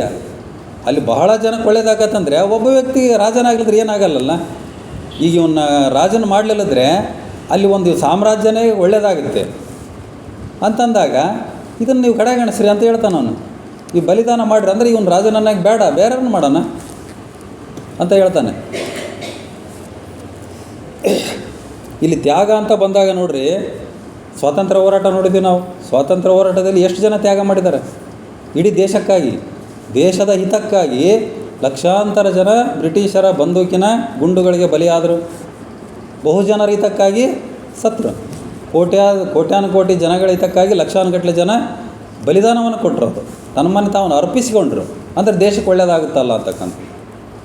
ಆ ಸ್ವಾತಂತ್ರ್ಯ ಹೋರಾಟದ ಒಂದು ಇತಿಹಾಸ ಕೇಳಿಬಿಟ್ರೆ ನಮಗೆ ಭಾಳ ರೋಮಾಂಚನ ಆಕತಿ. ಆ ಬ್ರಿಟಿಷರು ಬಂದೂಕು ಹಿಡ್ಕೊಂಡು ಹಿಂಗೆ ಹೊಡ್ಕೊಂತ ಬರ್ತಾಯಿದ್ರೆ ನಾನು ಮುಂದೆ ನೀನು ಮುಂದೆ ಅಂತ ಎದೆ ಹೊಡ್ತಿದ್ರಂತೆ ಹೋಗಿ ಬಂದೂಕಿನ ಗುಂಡಿಗೆ. ಇವತ್ತು ಯಾರದಾರಂತ ಗಂಡಸರು ಇವತ್ತು ಓಡೋಗಾರದಿಲ್ಲ. ಅವಾಗೆಲ್ಲ ಎದೆಗೆ ಓಡ್ತಿದ್ರಂತೆ, ನನ್ನ ನೋಡಿ ಫಸ್ಟ್ ನಾನು ನೋಡಿ ಅಂತಕ್ಕಂಥದ್ದು. ಆ ಸ್ವಾತಂತ್ರ್ಯ ಹೋರಾಟದಲ್ಲಿ ಅಷ್ಟು ಒಂದು ಬಲಿದಾನವನ್ನು ನಾವು ನೋಡ್ತೀವಿ, ತ್ಯಾಗವನ್ನು ನೋಡ್ತೀವಿ. ಅದೇ ರೀತಿ ಒಂದು ಕೆರೆಗಾರ ಅಂತಕ್ಕಂಥದ್ದು ಮೊನ್ನೆ ಒಂದು ನಮ್ಮ ಗ್ರೂಪ್ಗೆ ಹಾಕಿದ್ದು ನಾನು. 46 ನಿಮಿಷದ ಒಂದು ಕಥನ ಗೀತೆ ಅಂತ ಅದು ಒಂದು ಸಾಹಿತ್ಯ ಪ್ರಕಾರ ಕಥನ ಗೀತೆ. ಶಂಭು ಬಳೆಗಾರ ಹೇಳಿದ್ದಾನೆ ಒಂದು 46 ನಿಮಿಷದ್ದು. ಎಷ್ಟು ಚೆನ್ನಾಗಿದೆ ಅಂತಂದರೆ ನಾವೆಲ್ಲ ಸಣ್ಣರಿದ್ದಾಗ ಓದಿವಿ ಒಂದು ಪದ್ಯ. ಅದನ್ನು ಕೇಳ್ಕೊಂತ ಹೋದ್ರೆ ಕಣ್ಣೀರು ಬರ್ತಾವೆ. ಕಲ್ಲನ ಕೇರಿ ಮಲ್ಲನ ಗೌಡ ಕೆರೆಯೊಂದ ಕಟ್ಟಿಸ್ಯಾನು, ಕೆರೆಯೊಂದ ಕಟ್ಟಿಸ್ಯಾನು, ಸೆರಿಮುಕ್ಕ ನೀರಿಲ್ಲ, ಸೆರಿಮುಕ್ಕ ನೀರಿಲ್ಲ, ಒತ್ತಿಗೆ ತೆಗಿಸ್ಯಾರು, ಒತ್ತಿಗೆ ತೆಗಿಸ್ಯಾರು, ಜೋಯಿಸ್ರ ಕೇಳ್ಯಾರು. ಹಿಂಗೆ ಹೇಳ್ಕೊಂತ ಹೋಗ್ತಾನೆ. ಅಲ್ಲಿ ಕಲ್ಲನಕೆರೆ ಮಲ್ಲನಗೌಡ ತನ್ನ ಸೊಸೆ, ಕಿರಿ ಸೊಸೆ ಭಾಗೀರಥಿಯನ್ನು ಆ ಊರಿಗೆ ಕೆರೆ ಕಟ್ಟಿಸಿರ್ತಾರೆ. ಕೆರೆ ನೀರು ಬಂದಿರಲ್ಲ. ಕೊನೆಗೆ ತನ್ನ ಸೊಸೆಯನ್ನು ಬಲಿ ಕೊಡ್ತಾನೆ ಇಡೀ ಊರಿನ ಹಿತಕ್ಕಾಗಿ. ಆಕೆ ಸೊಸೆ ಯಾವುದೇ ಮರು ಮಾತಾಡಲ್ಲ. ತನ್ನ ಮಾವು ಹೇಳೋಣಂದ್ರೆ ಮುಗೀತು ಅಂತಕ್ಕಂಥದ್ದು. ಯಾವುದೇ ರೀತಿಯಿಂದ ಇದು ಅಪೋಸ್ ಮಾಡ್ದಂಗೆ ಆಕೆ ಕೆರೆಗೆ ಬಲಿ ಆಗ್ತಾಳೆ. ನೀರು ಕೆರೆಗೆ ತುಂಬಿ ತುಳುಕ್ತತೆ ಅಂತಕ್ಕಂಥದ್ದು ಒಂದು ಕಥನ ಗೀತೆ. ಅಂದರೆ ಅಲ್ಲಿ ಆ ಒಂದು ಹೆಣ್ಣಿನ ತ್ಯಾಗ ಎಂಥದ್ದು ಅಂತಕ್ಕಂಥದ್ದು, ಭಾಗೀರಥಿಯ ತ್ಯಾಗ. ಅಂದರೆ ಇಡೀ ಊರಿಗೆ ಒಳ್ಳೆಯದಾಗುತ್ತೆ ಅಂತಂದಾಗ ನನ್ನ ತ್ಯಾಗ ದೊಡ್ಡದಲ್ಲ ಅಂತಕ್ಕಂಥ ಆ ಭಾಗೀರಥಿ ಅಂತಕ್ಕಂಥದ್ದು ಇತಿಹಾಸದಲ್ಲಿ ಚಿರಸ್ಥಾಯಿಯಾಗಿ ಇವತ್ತಿಗೂ ಸಹ ಉಳಿದಿದ್ದಾಳೆ. ಹಂಗೆ ತ್ಯಾಗವನ್ನು ನೋಡಿದಾಗ ನಾವು ಅನೇಕ ತ್ಯಾಗಗಳನ್ನು ನಾವು ಇತಿಹಾಸದಲ್ಲಿ ನೋಡ್ತೀವಿ. ಸ್ವಲ್ಪ ಈಗ ಮಹಾಭಾರತದಿಂದ ರಾಮಾಯಣಕ್ಕೆ ಸ್ವಲ್ಪ ಒಂದು 2 ನಿಮಿಷ ತೊಗೊಂಡೋಗ್ತೀನಿ ನಾನು. ಅಲ್ಲಿ ಒಂದು ತ್ಯಾಗದ ಕತೆ ಬರುತ್ತೆ. ಅಲ್ಲಿ ನಾವೆಲ್ಲ ರಾಮಾಯಣದಲ್ಲಿ ದಶರಥನಿಗೆ 4 ಗಂಡು ಮಕ್ಕಳು ಅಂತ 3 ಹೆಣ್ತಿಯರಿಂದ 4 ಗಂಡು ಮಕ್ಕಳ ಇಷ್ಟು ವಿಚಾರ ಕೇಳಿದ್ವಿ ನಾವು. ಅಲ್ಲಿ ಒಂದು ಶಾಂತ ಅಂತ ಬರ್ತೈತೆ ಅದು ಪಾತ್ರ. ರಾಮನ ಅಕ್ಕ ಅಂತ ಹೇಳ್ತಾರೆ ಅವರು. ಬಹುತೇಕ ನಾನು ಕೇಳ್ದಂಗೆ ನಮ್ಮ ದಕ್ಷಿಣ ಭಾರತದ ಪುಸ್ತಕ, ನಾನು ಸಣ್ಣನಿದ್ದಾಳಿದ್ದಾನು ಪುಸ್ತಕ ಓದಿದ್ದೀನಿ, ರಾಮಾಯಣ ಮಹಾಭಾರತ. ಆ ಪಾತ್ರಗಳಲ್ಲಿ ಬಂದಿದ್ದಿಲ್ಲ ಅದು. ಉತ್ತರ ಭಾರತದಲ್ಲಿ ಪ್ರಚಲಿರ್ತಕ್ಕಂಥದ್ದು ಅದು ಅದು ಹಿಂದಿಯಲ್ಲಿ ಏನು ಧಾರಾವಾಹಿ ಇತ್ತಲ್ಲ, ಈಗ ಹೆಂಗೆ ಮಹಾಭಾರತ ಕನ್ನಡ ಅವತರಣಿಕೆ ಬಂತು ಕೋವಿಡ್ನಲ್ಲಿ, ಅದೇ ರೀತಿ ರಾಮಾಯಣದ ಅವತರಣಿಕೆ ಸೀತೆಯ ರಾಮ ಅಂತ ಒಂದು ಧಾರಾವಾಹಿ ಬಂತು, ನೋಡಿರಿ ಅನಿಸ್ತದೆ ನಿಮ್ಗೆ. ಸೀತೆಯ ರಾಮ ಅಂತ ಬಂತು, ಅದೇ ಸ್ಟಾರ್ ಸುವರ್ಣವಾಹಿನಿಯಲ್ಲಿ. ಅದು 176 ಕಂತು, ಅದನ್ನು ನೋಡಿ ಬರೆದಿಟ್ಟಿದ್ದೀನಿ ನನ್ನ ಸಂಗ್ರಹದಲ್ಲಿದೆ ಅದು ಕೂಡ. ಆ 176 ಕಂತು ಒಂದು ಸೀತೆಯ ರಾಮ ಅಂತಕ್ಕಂಥ. ಅದರಲ್ಲಿ ಒಂದು ಶಾಂತ ಅಂತಂದು ರಾಮನ ಅಕ್ಕ ಆಕಿ. ದಶರಥ ಕೌಸಲ್ಯೆಯ ಪುತ್ರಿ ಶಾಂತ. ಮೊದಲನೇ ಹೆಂಡತಿ ಕೌಸಲ್ಯ, ಎರಡನೇ ಹೆಂಡತಿ ಸುಮಿತ್ರೆ, ಮೂರನೇ ಹೆಂಡತಿ ಕೈಕೇಯಿ. ಕೌಶಲ್ಯರಿಂದ ರಾಮ, ಸುಮಿತ್ರೆಯಿಂದ ಲಕ್ಷ್ಮಣ ಶತ್ರುಘ್ನ, ಕೈಕೇಯಿಯಿಂದ ಭರತ. ಇವ್ರು 4 ಮಕ್ಕಳಷ್ಟೇ ನಮಗೆ ಗೊತ್ತು. ನನಗೆ ಭಾಳ ಆಶ್ಚರ್ಯ ಆಯ್ತು ಅದನ್ನು ನೋಡ್ಕೊತ ಹೋದಾಗ. ರಾಮನಿಗೆ ಅಕ್ಕ ಇದ್ಲು ಒಬ್ಬಾಕಿ, ಆಕೆ ಹೆಸರು ಶಾಂತ ಅಂತಕ್ಕಂಥದ್ದು. ಆಕೆ ಶಾಂತ ಇವ್ರು ಹುಟ್ಟೋದಕ್ಕಿಂತ ಮುಂಚೆ ಹುಟ್ಟಿದ್ಲು. ಶಾಂತಳ ತ್ಯಾಗದಿಂದನೇ ಇವ್ರು ಗಂಡು ಮಕ್ಕಳಾದರು ಅಂತಕ್ಕಂಥದ್ದು ಕತೆ ಬರ್ತದೆ ಅಲ್ಲಿ. ಆ ಸೀತೆಯ ರಾಮ ಧಾರಾವಾಹಿಯಲ್ಲಿ ತೋರಿಸ್ಯಾರ, ಉತ್ತರ ಭಾರತದಿಂದ ಬಂದಿರತಕ್ಕಂಥದ್ದು ಅದು. ಬಹುಕಾಲ ಮಕ್ಕಳಿರಲ್ಲ, ಗಂಡು ಮಕ್ಕಳು. ಶಾಂತ ಒಬ್ಬಳಾಗಿರ್ತಾಳೆ. ದಶರಥ ಕೌಶಲ್ಯಗೆ ಶಾಂತ ಅಂತಕ್ಕಂಥ ಮಗಳು ಮಾತ್ರ ಆಗಿರ್ತಾಳೆ, ಭಾಳ ಸುಂದರವಾಗಿರ್ತಾಳೆ. ಗಂಡು ಮಕ್ಕಳಿರಲ್ಲ. ಯಾಕಂದರೆ ಯಾವುದೇ ಸಾಮ್ರಾಜ್ಯಕ್ಕೆ ಗಂಡು ಮಕ್ಕಳಿದ್ರೆ ಅವ್ರಿಗೆ ಉತ್ತರಾಧಿಕಾರಿ ಆಗಲೇ ಅವರಿಗೆ ಚಿಂತೆ ಇರಲ್ಲ. ದಶರಥನಿಗೆ ಭಾಳ ಚಿಂತೆ ಆಗ್ತದೆ, ಅವನಿಗೆ ಹೆಂಗೆ ಮಾಡಬೇಕು, ಮಕ್ಕಳಿಲ್ಲಲ್ಲ, ಉತ್ತರಾಧಿಕಾರಿ ಯಾರು ಅಂತಕ್ಕಂಥದ್ದು ಚಿಂತೆ ಆಗ್ತದೆ. ಆವಾಗ ಅವರ ಕುಲಗುರು ವಶಿಷ್ಠರು ಅಂತ ಮುನಿಗಳು. ಅವರೊಂದು ಸಲಹೆಯನ್ನು ಕೊಡ್ತಾರೆ. ಇಲ್ಲಿ ಆಶ್ರಮದಲ್ಲಿ, ಕಾಡಿನ ಆಶ್ರಮದಲ್ಲಿ ಋಷ್ಯಶೃಂಗ ಅಂತಕ್ಕಂಥ ಒಬ್ಬ ಮುನಿಗಳಿದ್ದಾರೆ, ಋಷಿಗಳು. ಬಹಳ ಸಾಧಕರವರು. ಪುತ್ರಕಾಮೇಷ್ಟಿ ಯಾಗದಲ್ಲಿ ಎತ್ತಿದ ಕೈ ಅವರು. ಅಂದರೆ ಅವ್ರು ಪುತ್ರಕಾಮೇಷ್ಟಿ ಯಾಗ ಮಾಡಿದರೆ ನಿಮಗೆ 100ಕ್ಕೆ 100 ಗಂಡು ಮಕ್ಕಳು ಅದೇ ಆಗ್ತಾರೆ. ಆಮೇಲೆ ಅವ್ರು ಮಳೆ ಬರ್ಸೋದರಲ್ಲಿ ಸಿದ್ಧಹಸ್ತರು. ಮಳೆ ಬೇಕಂತಂದ್ರೆ ಮಳೆ ಬರೆಸ್ತಾರೆ, ಮಕ್ಕಳಾಗಿಲ್ಲ ಅಂತಂದರೆ ಗಂಡು ಮಕ್ಕಳನ್ನೇ ಮಾಡ್ತಕ್ಕಂಥ ನಿಮಗೆ ಕೊಡ್ತಕ್ಕಂಥ ಶಕ್ತಿ ಆ ಋಷ್ಯಶೃಂಗ ಮುನಿಗಳಲ್ಲಿದೆ. ನೀವು ಹೋಗಿ ಅವ್ರ ಹತ್ರ ಬೇಡ್ಕೊಳ್ರಿ ಅಂತ ಹೇಳ್ತಾರೆ. ಇವ್ರು ಹೋಗಿ ಬೇಡ್ಕೊಂಡಾಗ ಅವರು, ಆಯಿತು, ನಿಮಗೆ ಪುತ್ರಕಾಮೇಷ್ಟಿ ಯಾಗ ಮಾಡಿ ನನ್ನ ತಪಸ್ಸಿನ ಫಲದಿಂದ ನಿಮಗೆ ಪುತ್ರರನ್ನು ದೊರಕಿಸಿಕೊಡಬಲ್ಲೆ. ಆದರೆ ನೀವು ನಿಮ್ಮ ಮಗಳನ್ನು ನನಗೆ ಮದುವೆ ಮಾಡಿಕೊಡ್ಬೇಕು. ಅವ್ರಿಗೆ ವಯಸ್ಸಾಗಿತ್ತಲೆ ಋಷ್ಯಶೃಂಗ. ಜೊತೆಗೆ ಕಾಡಿನಾಗ ಬಂದು ಆಕೆ ನನ್ನ ಜೊತೆಗೆ ಜೀವನ ಮಾಡಬೇಕು, ಅರಮನೆಗೆ ಇರೋಂಗಿಲ್ಲ. ಅವರಿಗೆ ದಶರಥನಿಗೆ ಎಲ್ಲ ಸಮಸ್ಯೆ ಆಗ್ಬಿಡ್ತಾವೆ. ಅವನಿಗೆ ಮಗಳನ್ನ ಹೆಂಗೆ ಅಂಥ ಋಷಿಗಳಿಗೆ ಕೊಡಬೇಕು, ವಯಸ್ಸಾಗಿರ್ತಕ್ಕಂಥ ಋಷಿಗಳಿಗೆ ಜೊತೆಗೆ ಮಗಳನ್ನು ಕಾಡಿನಾಗೆ ಬಿಡಬೇಕಲ್ಲ. ಅವನಿಗೆ ಬಹಳ ಸಂಕಟ. ಶಾಂತನಿಗೆ ಹೆಂಗೆ ಭೀಷ್ಮಂದ ಅವಾಗ ಸಂಕಟ ಆಯಿತು, ಆ ರೀತಿ ಸಂಕಟ ಆಗಿಬಿಡುತ್ತೆ ಇವರಿಗೆ.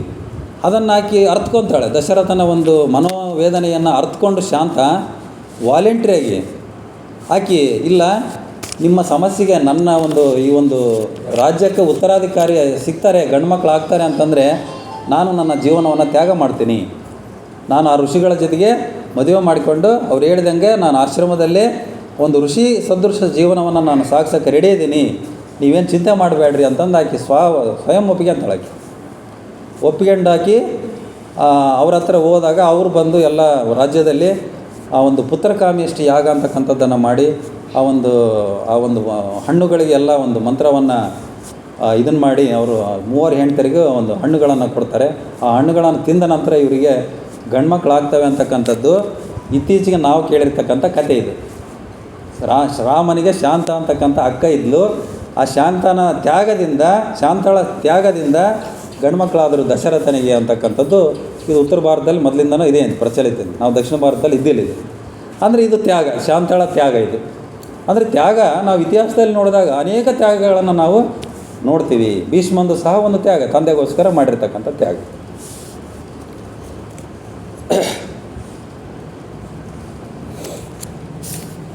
ಈಗ ವಿದುರನಿಗೆ ಬರೋಣ, ಈ ಕಥೆಗಳೆಲ್ಲ ಇದು. ಆ ವಿದುರ ಹೇಳಿರ್ತಾನಲ್ಲ, ಧೃತರಾಷ್ಟ್ರನಿಗೆ ರಾಜನ ಮಾಡೋಕ್ಕಾಗಲ್ಲ, ಅವನು ಹುಟ್ಟು ಕುರುಡ. ಆಗ ಸತ್ಯವತಿ ದೇವಿ ಹೇಳ್ತಾಳೆ ನೋಡ್ರಿ, ಆಕೆಗೇನಪ್ಪ ಒಟ್ಟು ರಾಜನ ಮಾಡ್ಬೇಕು, ಫಸ್ಟ್ ಖಾಲಿ ಇರಬಾರ್ದು. ಅದು ಜ್ಯೇಷ್ಠ ಪುತ್ರನಿಗೆ ರಾಜ್ಯದ ಮೇಲೆ ಅಧಿಕಾರ ಇದೆ ವಾದ ಮಾಡ್ತಾಳೆ ಆಕೆ ಸತ್ಯವತಿ ದೇವಿ, ರಾಜಮಾತೆ. ಅವನು ದೊಡ್ಡ ಮಗ, ಈ ಒಂದು ಕುಟುಂಬದಲ್ಲಿ ದೊಡ್ಡ ಮಗ ಅವನು ಧೃತರಾಷ್ಟ್ರ. ಅವನಿಗೆ ಸಹಜವಾಗಿ ಬರ್ತಕ್ಕಂಥ ಒಂದು ಉತ್ತರಾಧಿಕಾರಿ ಪಟ್ಟ ದೊರೆಯಲೇಬೇಕು ಅವನಿಗೆ. ಇಬ್ಬರು ಮಕ್ಕಳಿದ್ದಾಗ ದೊಡ್ಡ ಮಗನಿಗೆ ಸಹಜವಾಗಿ ಬರಲೇಬೇಕಲ್ಲ, ಅವನಿಗೆ ರಾಜ ಆಗಲೇಬೇಕಲ್ಲ ಅಂತ ಸತ್ಯವತಿ ದೇವಿ ಹೇಳ್ತಾಳೆ. ಅದಕ್ಕೆ ವಿದುರ ಹೇಳ್ತಾನೆ, ಸಮಾನ ಅರ್ಹತೆ ಯೋಗ್ಯತೆ ಇದ್ದಾಗ ಮಾತ್ರ ಇದು. ನೀವು ಹೇಳೋದು ಕರೆಕ್ಟು, ಜ್ಯೇಷ್ಠರಿಗೆ ಬರಬೇಕು, ಆದರೆ ಸಮಾನ ಯೋಗ್ಯತೆ ಅರ್ಹತೆ ಇರಬೇಕು. ಆ ಅರ್ಹತೆ ಇವರಿಗೆಲ್ಲ. ಹುಟ್ಟು ಕುರುಡನಿಗೆ ರಾಜ್ಯದ ಹಕ್ಕಿಲ್ಲ ಅಂತಕ್ಕಂಥದ್ದು ಶಾಸನದಲ್ಲೇ ಐತೆ, ಬರಲ್ಲ ಅಂತ ಹೇಳ್ತಾನೆ ವಿದುರ. ಹಂಗೆ ನೀವು ದೊಡ್ಡರಿಗೆ ನಿಮಗೆ ಅಧಿಕಾರ ಬರಬೇಕಂತಂದರೆ ನೋಡ್ರಿ ಎಂಥ ಹೋಲಿಕೆ ಕೊಡ್ತಾನೆ ಇಲ್ಲಿ. ಆಷಾಢ ಶ್ರಾವಣಕ್ಕಿಂತ ಮೊದಲೇ ಬರುತ್ತದೆ, ಆದರೆ ಮಹತ್ವ ಶ್ರಾವಣಕ್ಕೆ ಹೆಚ್ಚು. ನೋಡ್ರಿ, ನಾವು ದಿನನಿತ್ಯ ನೋಡ್ತಕ್ಕಂಥದ್ದಿದೆ. ನೀವು ಕ್ರಮಾಗತವಾಗಿ ಬಂದರೆ ಆಷಾಢ ಫಸ್ಟ್ ಬರ್ತದೆ. ನೀವು ಆಷಾಢಕ್ಕೆ ಯಾಕೆ ಮಹತ್ವ ಕೊಡಲ್ಲ? ಶ್ರಾವಣಕ್ಕೆ ಮಹತ್ವ ಕೊಡ್ತೀವಿ ನಾವು. ಪ್ರತಿಯೊಂದು ಹಬ್ಬ ಹರಿದಿನಗಳು ಶ್ರಾವಣದಲ್ಲಿ ಆಗ್ತಕ್ಕಂಥದ್ದು, ಶ್ರಾವಣ ಮಾಸದಲ್ಲಿ. ಹಂಗೆ ದೊಡ್ಡರಿಗೆ ಬರ್ಬೇಕಂತಂದರೆ ನೀವು ಆಷಾಢಕ್ಕೆ ಕೊಡ್ಬೇಕಾಗಿತ್ತು ಮಹತ್ವನ. ಅಂದರೆ ಆ ಆಷಾಢಕ್ಕೆ ಅಷ್ಟು ಅರ್ಹತೆ ಇಲ್ಲ ಅಂತ ಅಲ್ಲಿ. ಹಂಗೆ ದುರ್ಯೋಧನಿಗೆ ಅರ್ಹತೆ, ಧೃತರಾಷ್ಟ್ರನಿಗೆ ಅರ್ಹತೆ ಇಲ್ಲ. ಹಂಗಾಗಿ ನೀವು ಹೇಳ್ದಂಗೆ ಕ್ರಮವಾಗಿ ಹಿರಿಯರಿಗೆ ಬರಬೇಕನ್ನೋದಲ್ಲ, ಆ ಒಂದು ಸಮಯ ಸಂದರ್ಭ ನೋಡಿ ಅದನ್ನು ನಿರ್ಧಾರವನ್ನು ತೆಗೆದುಕೊಳ್ಬೇಕು ಅಂತ ಹೇಳ್ತಾನೆ. ಪರಿಪೂರ್ಣ ವ್ಯಕ್ತಿಗೆ ಮಾತ್ರ ರಾಜ್ಯವಾಳುವ ಶಕ್ತಿ ಇರುವುದು. ಪರಿಪೂರ್ಣನಾಗಿರ್ಬೇಕು ಆ ವ್ಯಕ್ತಿ ಎಲ್ಲ ರೀತಿಯಿಂದಲೂ. ಅಂಥ ವ್ಯಕ್ತಿಗೆ ಮಾತ್ರ ರಾಜನಾಗಲಿಕ್ಕೆ ಯೋಗ್ಯವಾಗಿರ್ತಾನೆ. ಅಪೂರ್ಣನಿಗಲ್ಲ. ಇವನು ಸಹ ಅಪೂರ್ಣನಿಗೆ. ಅವನಿಗೆ ಧೃತರಾಷ್ಟ್ರದನ್ನೆಲ್ಲ ಕೇಳಿಸ್ಕೊಂತಿರ್ತಾನೆ. ಅವನಿಗೆ ಬೆಂಕಿ ಬಿದ್ದಂಗೆ ಆಗಿಬಿಡ್ತೈತೆ. ಮೊದಲೇ ವಿದುರ ಅಂತಂದ್ರೆ ಅವನಿಗೆ ಅಷ್ಟಕ್ಕಷ್ಟೇ ಎಲ್ಲ ಅವನ ಮೇಲೆ ಅಪಾದನೆ ಮಾಡ್ತಾನಲ್ಲ, ಹುಟ್ಟು ಕುರುಡ, ಯೋಗ್ಯ ಅಲ್ಲ, ಹಂಗೆ ಹಿಂಗೆ ಅಂತಕ್ಕಂಥದ್ದು. ಅವನಿಗೆ ಬಹಳ ಕಿಚ್ಚು ಬರ್ತೈತೆ. ಅವನಿಗೆ ಬೆಂಕಿ ಬಿದ್ದಂಗೆ ಹಾಕಂಗೆ ಒಳಗೆ ಅವನು ಹೋಗ್ಬಿಡ್ತಾನೆ, ಹೊರಗೆ ಹೋಗ್ಬಿಡ್ತಾನೆ. ರಾಜನಿಗೆ ದೃಷ್ಟಿಯ ಮಹತ್ವ, ಜನರ ನೋವಿಗೆ ಸ್ಪಂದಿಸಬೇಕು. ದೃಷ್ಟಿ, ಕಣ್ಣು ಅಂತಕ್ಕಂಥದ್ದು ಬಹಳ ಮಹತ್ವ ಐತಿ. ಅವನು ಜನರ ನೋವಿಗೆ ಸ್ಪಂದಿಸಬೇಕು. ಜನರನ್ನು ನೋಡಿದರೆ ಅವನಿಗೆ ಗೊತ್ತಾಗಬೇಕು ಇವ್ರ ಕಷ್ಟ ಏನು ಅಂತಕ್ಕಂಥದ್ದು. ಕುರುಡ ಹೇಗೆ ನೋಡ್ಲಿಕ್ಕೆ ಸಾಧ್ಯ? ಒಬ್ಬ ಯಾರೋ ದೀನ ದಲಿತ ಬರ್ತಾನೆ, ರಾಜರೇ ಅಂತ ಬರ್ತಾನೆ, ಅವ್ನು ನೋಡಿದ ತಕ್ಷಣ ರಾಜನಿಗೆ ಗೊತ್ತಾಗಬೇಕು ಅವನ ಕಷ್ಟ ಏನಂತಂದು. ಕೂಡ ಹೆಂಗೆ ನೋಡ್ಲಿಕ್ಕೆ ಸಾಧ್ಯ ಐತೆ?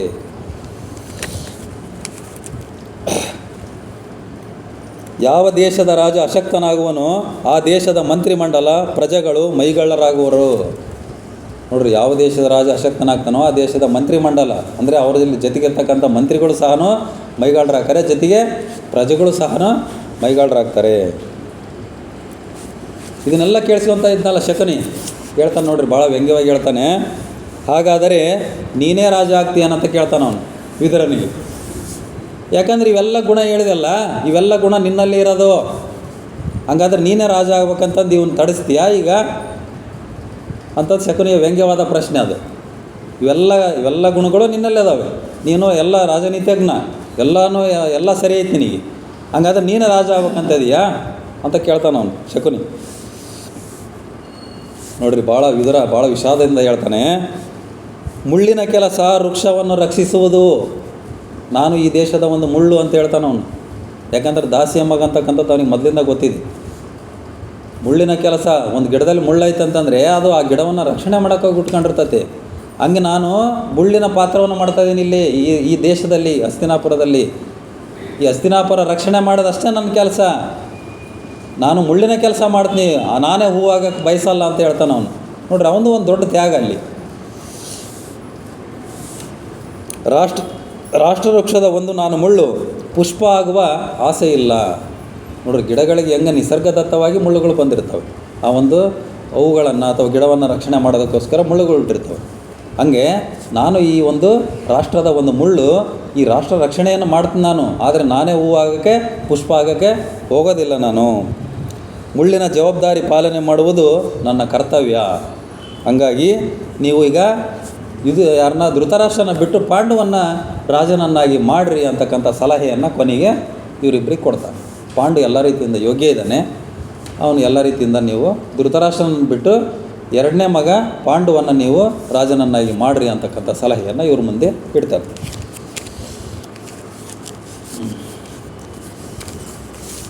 ಯಾವಾಗ ಪಾಂಡವನ್ನು ರಾಜನನ್ನಾಗಿ ಮಾಡಬೇಕಂತಂದು ವಿಚಾರವನ್ನು ತಿಳಿತತೋ ಧೃತರಾಷ್ಟ್ರನಿಗೆ ರೋಷಾವೇಶ, ಎಲ್ಲಿಲ್ಲದ ರೋಷಾವೇಶ ಬರ್ತದೆ ಅವನಿಗೆ. ಯಾಕಂದ್ರೆ ಕೈಗೆ ಬಂತದ್ದು ಬಾಯಿಗೆ ಬರಲ್ಲ ಅಂತಾರಲ್ಲ, ಹಂಗಾತ ಅವನ ಪರಿಸ್ಥಿತಿ. ಸತ್ಯವತಿ ದೇವಿ ಒಪ್ಪಿದ್ಲು, ಭೀಷ್ಮರು ಒಪ್ಪಿದ್ರು, ಎಲ್ಲರೂ ಒಪ್ಪಿದ್ರು. ಈ ಮಹಾಮಂತ್ರಿ ಮಾಡಿದ ಮೇಲೆ ಮಂತ್ರಿ ಅಡ್ಡ ಹಾಕಿಬಿಟ್ಟ.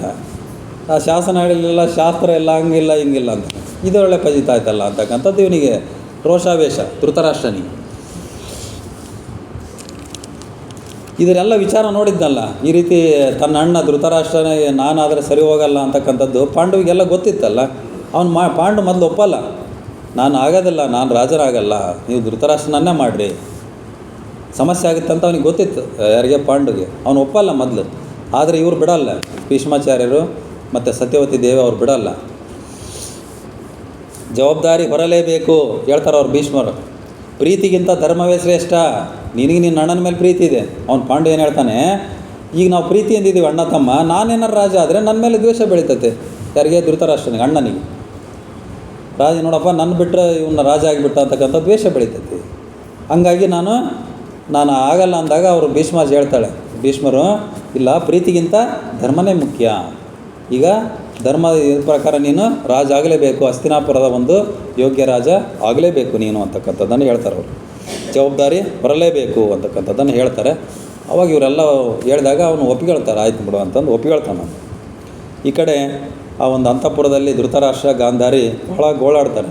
ಆಕೆ ಗಾಂಧಾರಿಗೂ ಇರ್ತದೆ, ಮತ್ತು ನನ್ನ ಗಂಡ ರಾಜ ಆಗ್ತಾನೆ ಅಂತಕ್ಕಂಥದ್ದು ಆಕೆಗೂ ಸಹಜ ಆಸೆ ಅಂತಕ್ಕಂಥದ್ದು.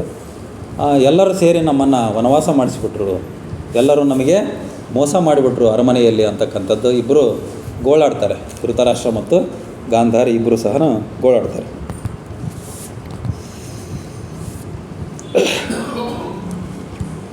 ಪಾಂಡುವಿನ ರಾಜ್ಯಾಭಿಷೇಕ ಸಿದ್ಧತೆ ಮಾಡ್ತಾರೆ.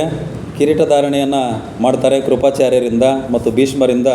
ಮಹಾರಾಜ ಪಾಂಡು ಅಂತಕ್ಕಂಥವನು ಒಂದು ರಾಜನಾಗಿ ಆಗ್ತಾನೆ. ಆವಾಗ ಅಲ್ಲಿಂದ ಶುರುವಾಗ್ತದೆ ಶಕುನಿಯ ತಂತ್ರ, ನಮ್ಮ ಗೌಡ್ರದ್ದು ಶಕುನಿಯ ತಂತ್ರ. ನಾವು ಈ ಶಕುನಿಯ ತಂತ್ರಕ್ಕೂ ಈ ಚಾಣಕ್ಯ ಅಂತ ಹೇಳ್ತೀವಲ್ಲ, ಅಶೋಕನ ಚಂದ್ರಗುಪ್ತ ಮೌರ್ಯನ ಕಾಲದಲ್ಲಿ ಬರ್ತಾನೆ. ಕೌಟಿಲ್ಯನ ತಂತ್ರ, ಕೌಟಿಲ್ಯನ ತಂತ್ರಕ್ಕೂ ಶಕುನಿಯ ತಂತ್ರಕ್ಕೂ ಏನು ವ್ಯತ್ಯಾಸ ಅಂತ ನಾವು ನೋಡಿದಾಗ, ಕೌಟಿಲ್ಯನ ತಂತ್ರ ರಾಷ್ಟ್ರಹಿತಕ್ಕೆ ಪೂರಕವಾಗಿತ್ತು. ಚಾಣಕ್ಯನ ತಂತ್ರ ರಾಷ್ಟ್ರಹಿತಕ್ಕೆ ಪೂರಕವಾಗಿದ್ದಿಲ್ಲ, ಅದು ಮಾರಕವಾಗಿತ್ತು. ಅಂದರೆ ರಾಷ್ಟ್ರದ ಹಿತವನ್ನು ನಾಶ ಮಾಡ್ತಕ್ಕಂಥದ್ದು. ಯಾರು? ಶಕುನಿಯ ತಂತ್ರ ಅದು ರಾಷ್ಟ್ರ ನಾಶ ಮಾಡ್ತಕ್ಕಂಥ ತಂತ್ರ ಅದು. ಆದರೆ ಕೌಟಿಲ್ಯ ರಾಷ್ಟ್ರದ ಹಿತಕ್ಕಾಗಿ ಮಾಡ್ತಕ್ಕಂಥ ಒಂದು ತಂತ್ರ ಅದು. ಇವತ್ತಿಗೂ ಸಹ ನಾವು ಕೌಟಿಲ್ಯನ ತಂತ್ರಗಳು ಅಂತಲೇ ನಾವು ಓದ್ತೀವಿ ಕೆಲವೊಂದು ರಾಜನೀತಿಯಲ್ಲಿ. ಅಂದರೆ ಅವು ಒಳ್ಳೆಯವು, ಕೆಲವೊಂದು ಅಳವಡಿಸ್ಕೊಳ್ಬೇಕು ಅಂತಕ್ಕಂಥದ್ದನ್ನು. ಈಗ ಇಲ್ಲೆಲ್ಲ ಮದುವೆ ಎಲ್ಲ ಆಯಿತು, ಎಲ್ಲ ಆಯ್ತಲ್ಲ. ಈಗ ಅವರೆಲ್ಲ ದಿಬ್ಬಣ ಬಂದಿದ್ದಿರಲ್ಲ, ಅವರಿನ್ನೂ ಅರಮನೆ ಇದ್ದರು, ಅವರಪ್ಪ ಅವರಮ್ಮ ಎಲ್ಲರೂ ಇದ್ದಿರಲ್ಲ. ಅವ್ರು ವಾಪಸ್ ಹೋಗ್ಬೇಕಲ್ಲ ಗಾಂಧಾರಕ್ಕೆ. ಸುಬಲ, ಶಕುನಿ ಇವರೆಲ್ಲ ಶಕುನಿ ಇಲ್ಲೇ ಇದ್ದಿರಲ್ಲ, ವಾಪಸ್ ಹೋಗಬೇಕು. ಇವನು ಹೋಗಲ್ಲ ಅಂತ ನಾವು ಶಕುನಿ, ನಾನು ಹಸ್ತಿನಾಪುರದಲ್ಲೇ ಇರ್ತೀನಿ, ನಾನು ಹೋಗಲ್ಲ. ಗಾಂಧಾರದ ರಾಜಧಾನಿ ಪುರುಷಪುರ. ಈಗೇನು ಗಾಂಧಾರ ಅಂತಂದು ಈಗ ಅಫ್ಘಾನಿಸ್ತಾನದಲ್ಲಿದೆಯಲ್ಲ, ಈಗಿನ ಗಾಂಧಾರ ಅಂತ ಪ್ಲೇಸ್ ಏನಿದೆಯಲ್ಲ ಅದು ಕಂದಹಾರ್, ಈಗಿನ ಕಂದಹಾರ್. ಗಾಂಧಾರ ಅಂತ ಹಿಂದೇನಿತ್ತಲ್ಲ ಅದು ಈಗಿನ ಕಂದಹಾರ್. ಅದರ ರಾಜಧಾನಿ ಪುರುಷಪುರ. ಈ ಪುರುಷಪುರ ಅನ್ನೋದೇನೈತಲ್ಲ ಈಗಿನ ಪೇಶಾವರ, ಪಾಕಿಸ್ತಾನದಾಗ ಐತಿ ಇದು ಪೇಶಾವರ. ಅಂದರೆ ಆಗ ಪಾಕಿಸ್ತಾನದ ಸ್ವಲ್ಪ ಭಾಗ, ಅಫ್ಘಾನಿಸ್ತಾನದ ಬಹಳ ಭಾಗ ಸೇರಿ ಈ ಒಂದು ಗಾಂಧಾರ ರಾಜ್ಯ ಸೃಷ್ಟಿಯಾಗಿತ್ತದು. ಆ ಗಾಂಧಾರ ರಾಜ್ಯದ ರಾಜಧಾನಿ ಪುರುಷಪುರ, ಪೇಶಾವರ. ಅವನು ಹೇಳ್ತಾನೆ ನೋಡ್ರಿ, ಈಗ ಶಕುನಿ, ಗಾಂಧಾರದ ರಾಜಧಾನಿ ಪುರುಷಪುರ, ನಪುಂಸಕರಪುರ ಅಲ್ಲ ಅಂತ ಹೇಳ್ತಾನೆ ಅವನು. ನಮಗೆ ಅನ್ಯಾಯ ಆಗೈತೆ, ಹಸ್ತಿನಾಪುರದಿಂದ ನಮ್ಮ ತಂಗಿಗೆ ಅನ್ಯಾಯ ಆಗೈತೆ, ಅವನು ಬಿಡಲ್ಲ ನಿನ್ನ. ನಮ್ಮ ಗಾಂಧಾರದ ರಾಜಧಾನಿ ಪುರುಷಪುರ, ನಪುಂಸಕರಪುರ ಅಲ್ಲ, ನಾನು ವಾಪಸ್ ಬರಲ್ಲ ಅಂತ ಹೇಳ್ತಾನೆ ಅವನು. ವಾಪಸ್ ಹೋಗಲು ನಿರಾಕರಣೆ. ಗಾಂಧಾರಿಗೆ ಅನ್ಯಾಯವಾಗಿದೆ, ಗಾಂಧಾರಿಗೆ ಅನ್ಯಾಯ ಆಗೈತೆ, ನಾನು ಈ ಹಸ್ತಿನಾಪುರವನ್ನು ಬಿಟ್ಟು ಬರಲ್ಲ ಅಂತಕ್ಕಂಥದ್ದು ಒಂದು ಚೂರಿ ಇರ್ತದೆ, ಸಣ್ಣ ಚೂರಿ ತಣ್ಣಿಂಗೆ ಹೊಟ್ಟೆ ತಿಳ್ಕೊಂಬಿಡ್ತಾನೆ. ಆ ಚೂರಿಯನ್ನು ಒಟ್ಟಿಗೆ ತಿಳ್ಕೊಂಬಿಡ್ತಾನೆ. ಇದು ಅನ್ಯಾಯದ ನೆನಪನ್ನು ತರುತ್ತದೆ. ಕೊನೆಯವರೆಗೂ ಅಲ್ಲಿವರೆಗೂ ಅವನು ಚೆನ್ನಾಗಿ ಅಡ್ಡಾಡ್ತಿರ್ತಾನೆ ಧಾರಾವಾಹಿಯಲ್ಲಿ ಗೌಡ್ರೆ. ಆ ಚೂರಿ ಆ ಚೂರಿಯಿಂದ ತಿಳ್ಕೊಂಡ ಮೇಲೆ ಕುಂಟಿಗಂತ ಅಡ್ಡಾಡ್ತಾನೆ ಕೊನೆಯವರೆಗೂ. ಅವನು ಕೊನೆ ಸಾಯೋವರೆಗೂ ಸಹ ಆ ಗಾಯ ಮಾಯಕ್ಕೆ ಬಿಡಲ್ಲ ಅಂತ ಹೇಳ್ತಾನೆ ಅವನು. ನಾನು ಗಾಯ ಮಾಯಕ್ಕೆ ಬಿಡಲ್ಲ, ಈ ಗಾಯದ ನೋವು ಪ್ರತಿ ಕ್ಷಣ ನನಗೆ ನನ್ನ ತಂಗಿಗಾಗಿರ್ತಕ್ಕಂಥ ಅನ್ಯಾಯವನ್ನು ನೆನಪಿಗೆ ತರಬೇಕು, ಅದನ್ನು ನಾನು ಇವ್ರನ್ನ ತೀರಿಸ್ಕೋಬೇಕು, ದ್ವೇಷವನ್ನು ತೀರಿಸ್ಬೇಕು ಇವ್ರ ಮೇಲೆ, ಕುರುವಂಶದ ಮೇಲೆ ಅಂತ ಒಂದು ಚೂರಿಯಿಂದ ಒಟ್ಟಿಗೆ ತಿಳ್ಕೊಂಡು ಆ ಗಾಯವನ್ನು ಮಾಡ್ಕೊಳ್ತಾನೆ ಅವನು. ನಾನು ಹಸ್ತಿನಾಪುರದಲ್ಲೇ ಇರುವೆ, ಕುರುವಂಶದ ಯಾರಿಗೂ ಸುಖದ ಅನುಭವ ಹೊಂದಲು ಬಿಡುವುದಿಲ್ಲ.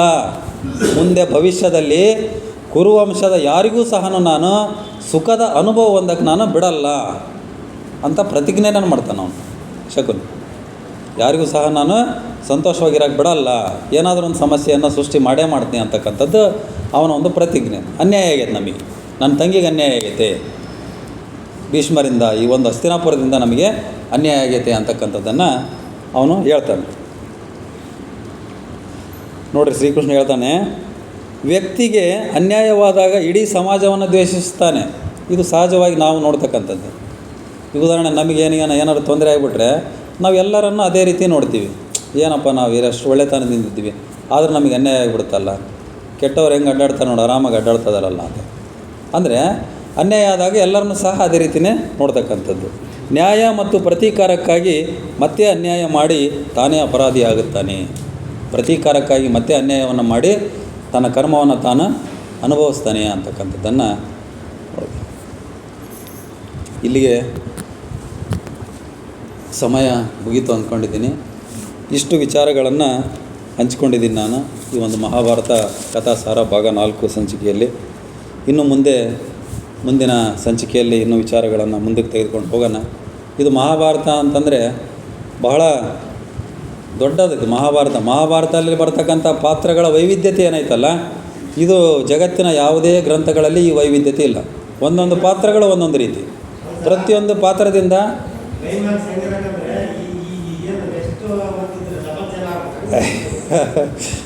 ಆ ಒಂದು ಪ್ರತಿ ಪಾತ್ರದಿಂದ ನಾವು ಕಲಿತಕ್ಕಂಥದ್ದು, ಪ್ರತಿ ಪಾತ್ರವನ್ನು ನಾವು ತುಲನೆ ಮಾಡ್ಕೊಂಡು ಹೋಗ್ತಕ್ಕಂಥದ್ದು, ನಮಗೆ ನಮ್ಮ ಜೀವನಕ್ಕೆ ಪ್ರತಿಯೊಂದಕ್ಕೆ ನಾವು ತುಲನೆ ಮಾಡ್ಕೊಂಡು ಹೋಗ್ತಕ್ಕಂಥದ್ದೇ ಮಹಾಭಾರತ. ಈ ಮಹಾಭಾರತ ಅಂತಕ್ಕಂಥದ್ದು ಪ್ರತಿದಿನವೂ ನಾವು ನೋಡಬೇಕಾಗಿದೆ. ಇನ್ನೂ ಅನೇಕ ಸಂಚಿಕೆಗಳು ಇನ್ನು ಮುಂದೆ, ಯಾಕಂದರೆ 156 ಸಂಚಿಕೆಗಳು ಇರ್ತಕ್ಕಂಥ ಮಹಾಭಾರತ. ಇಲ್ಲಿವರೆಗೂ ಬಹುತೇಕ ನಾನು 7 ಎಪಿಸೋಡ್ ಅಷ್ಟೇ ಮುಗಿಸಿದ್ದೀನಿ. ಈ ಒಂದು 4 ಉಪನ್ಯಾಸಕ್ಕೆ 7 ಸಂಚಿಕೆಗಳಷ್ಟೇ ಮುಗಿದಿದ್ದಾವೆ ಅಂತಕ್ಕಂಥದ್ದು ನಿಮ್ಮ ಗಮನಕ್ಕೆ ಹೇಳ್ತಾ, ಬಹುತೇಕ ಒಂದು 25, 30, 50 ಆಗ್ಬೋದು ಅಂತ ನಾನು ಅಂದ್ಕೊಂಡಿನಿ. ಅದಾದಮೇಲೆ ರಾಮಾಯಣ ಸಹ ಇದೆ ನನ್ನ ಸಂಗ್ರಹದಲ್ಲಿ ಅಂತ ಹೇಳಿದೆ ನಾನು, ಸೀತೆಯ ರಾಮ ಅಂತಕ್ಕಂಥದ್ದು. ಅದು 176 ಎಪಿಸೋಡ್ ಇದೆ. ಅದು ಕೂಡ ಇನ್ನು ನಿಮ್ಮ ಆಸಕ್ತಿಗೆ ಅನುಗುಣವಾಗಿ ವಿಚಾರಗಳನ್ನು ಹಂಚ್ಕೊಳ್ತಾ ಹೋದರೆ, ಇಲ್ಲಿ ವಿಚಾರಗಳನ್ನು ಏಕಪ್ಪ ತಿಳ್ಕೊಬೇಕಪ್ಪ ಅಂತಂದರೆ ಅವು ನಮ್ಮ ಜೀವನಕ್ಕೆ ಎಲ್ಲೋ ಒಂದು ಕಡೆ ನಮಗೆ ತಾಳೆ ಆಗ್ತಾವೆ. ಆ ತಾಳೆ ಆದಾಗ ನಮ್ಮ ಜೀವನವನ್ನು ನಾವು ಸುಧಾರಿಸ್ಕೊಳ್ಳಲಿಕ್ಕೆ ಅನುಕೂಲ ಆಗ್ತೈತೆ. ಅದು ನಿಮಗೆ ಎಷ್ಟು ಅನುಕೂಲ ಆಗ್ತದೆ ಗೊತ್ತಿಲ್ಲ, ನನ್ನ ಜೀವನಕ್ಕೆ ಅನುಕೂಲ ಆಗಲಿ ಅಂತಕ್ಕಂಥ ಉದ್ದೇಶದಿಂದನೇ ನಾನು ಇವನ್ನೆಲ್ಲ ಸಂಗ್ರಹ ಮಾಡಿ ಬರ್ಕೊಂಡು ಬಂದು ಇವನ್ನೆಲ್ಲ ವಿಚಾರಗಳನ್ನು ನಿಮ್ಮೊಡನೆ ಹಂಚ್ಕೊಳ್ಳೋಕ್ಕೆ ಇಷ್ಟಪಡ್ತಿದ್ದೀನಿ. ಇಷ್ಟು ವಿಚಾರಗಳನ್ನು ನಿಮ್ಮೊಡನೆ ಹಂಚ್ಕೊಳ್ಳಲಿಕ್ಕೆ ಅವಕಾಶ ಮಾಡಿಕೊಟ್ಟಿರ್ತಕ್ಕಂಥ ನಮ್ಮ ತೀವಸಾಬ್ ಕಲ್ಲಾಡ್ಸ್ನ ಅಧ್ಯಕ್ಷರು, ಕಾರ್ಯದರ್ಶಿಗಳು, ಸರ್ವ ಸದಸ್ಯರಿಗೂ, ಆಸಕ್ತಿಯಿಂದ ಕೇಳಿರ್ತಕ್ಕಂಥ ನಿಮ್ಮೆಲ್ಲರಿಗೂ ಸಹ ನಮಸ್ಕರಿಸಿ ನನ್ನ 2 ಮಾತುಗಳಿಗೆ ವಿರಾಮವನ್ನು ಕೊಡ್ತೀನಿ. ಶರಣ ಶರಣರು.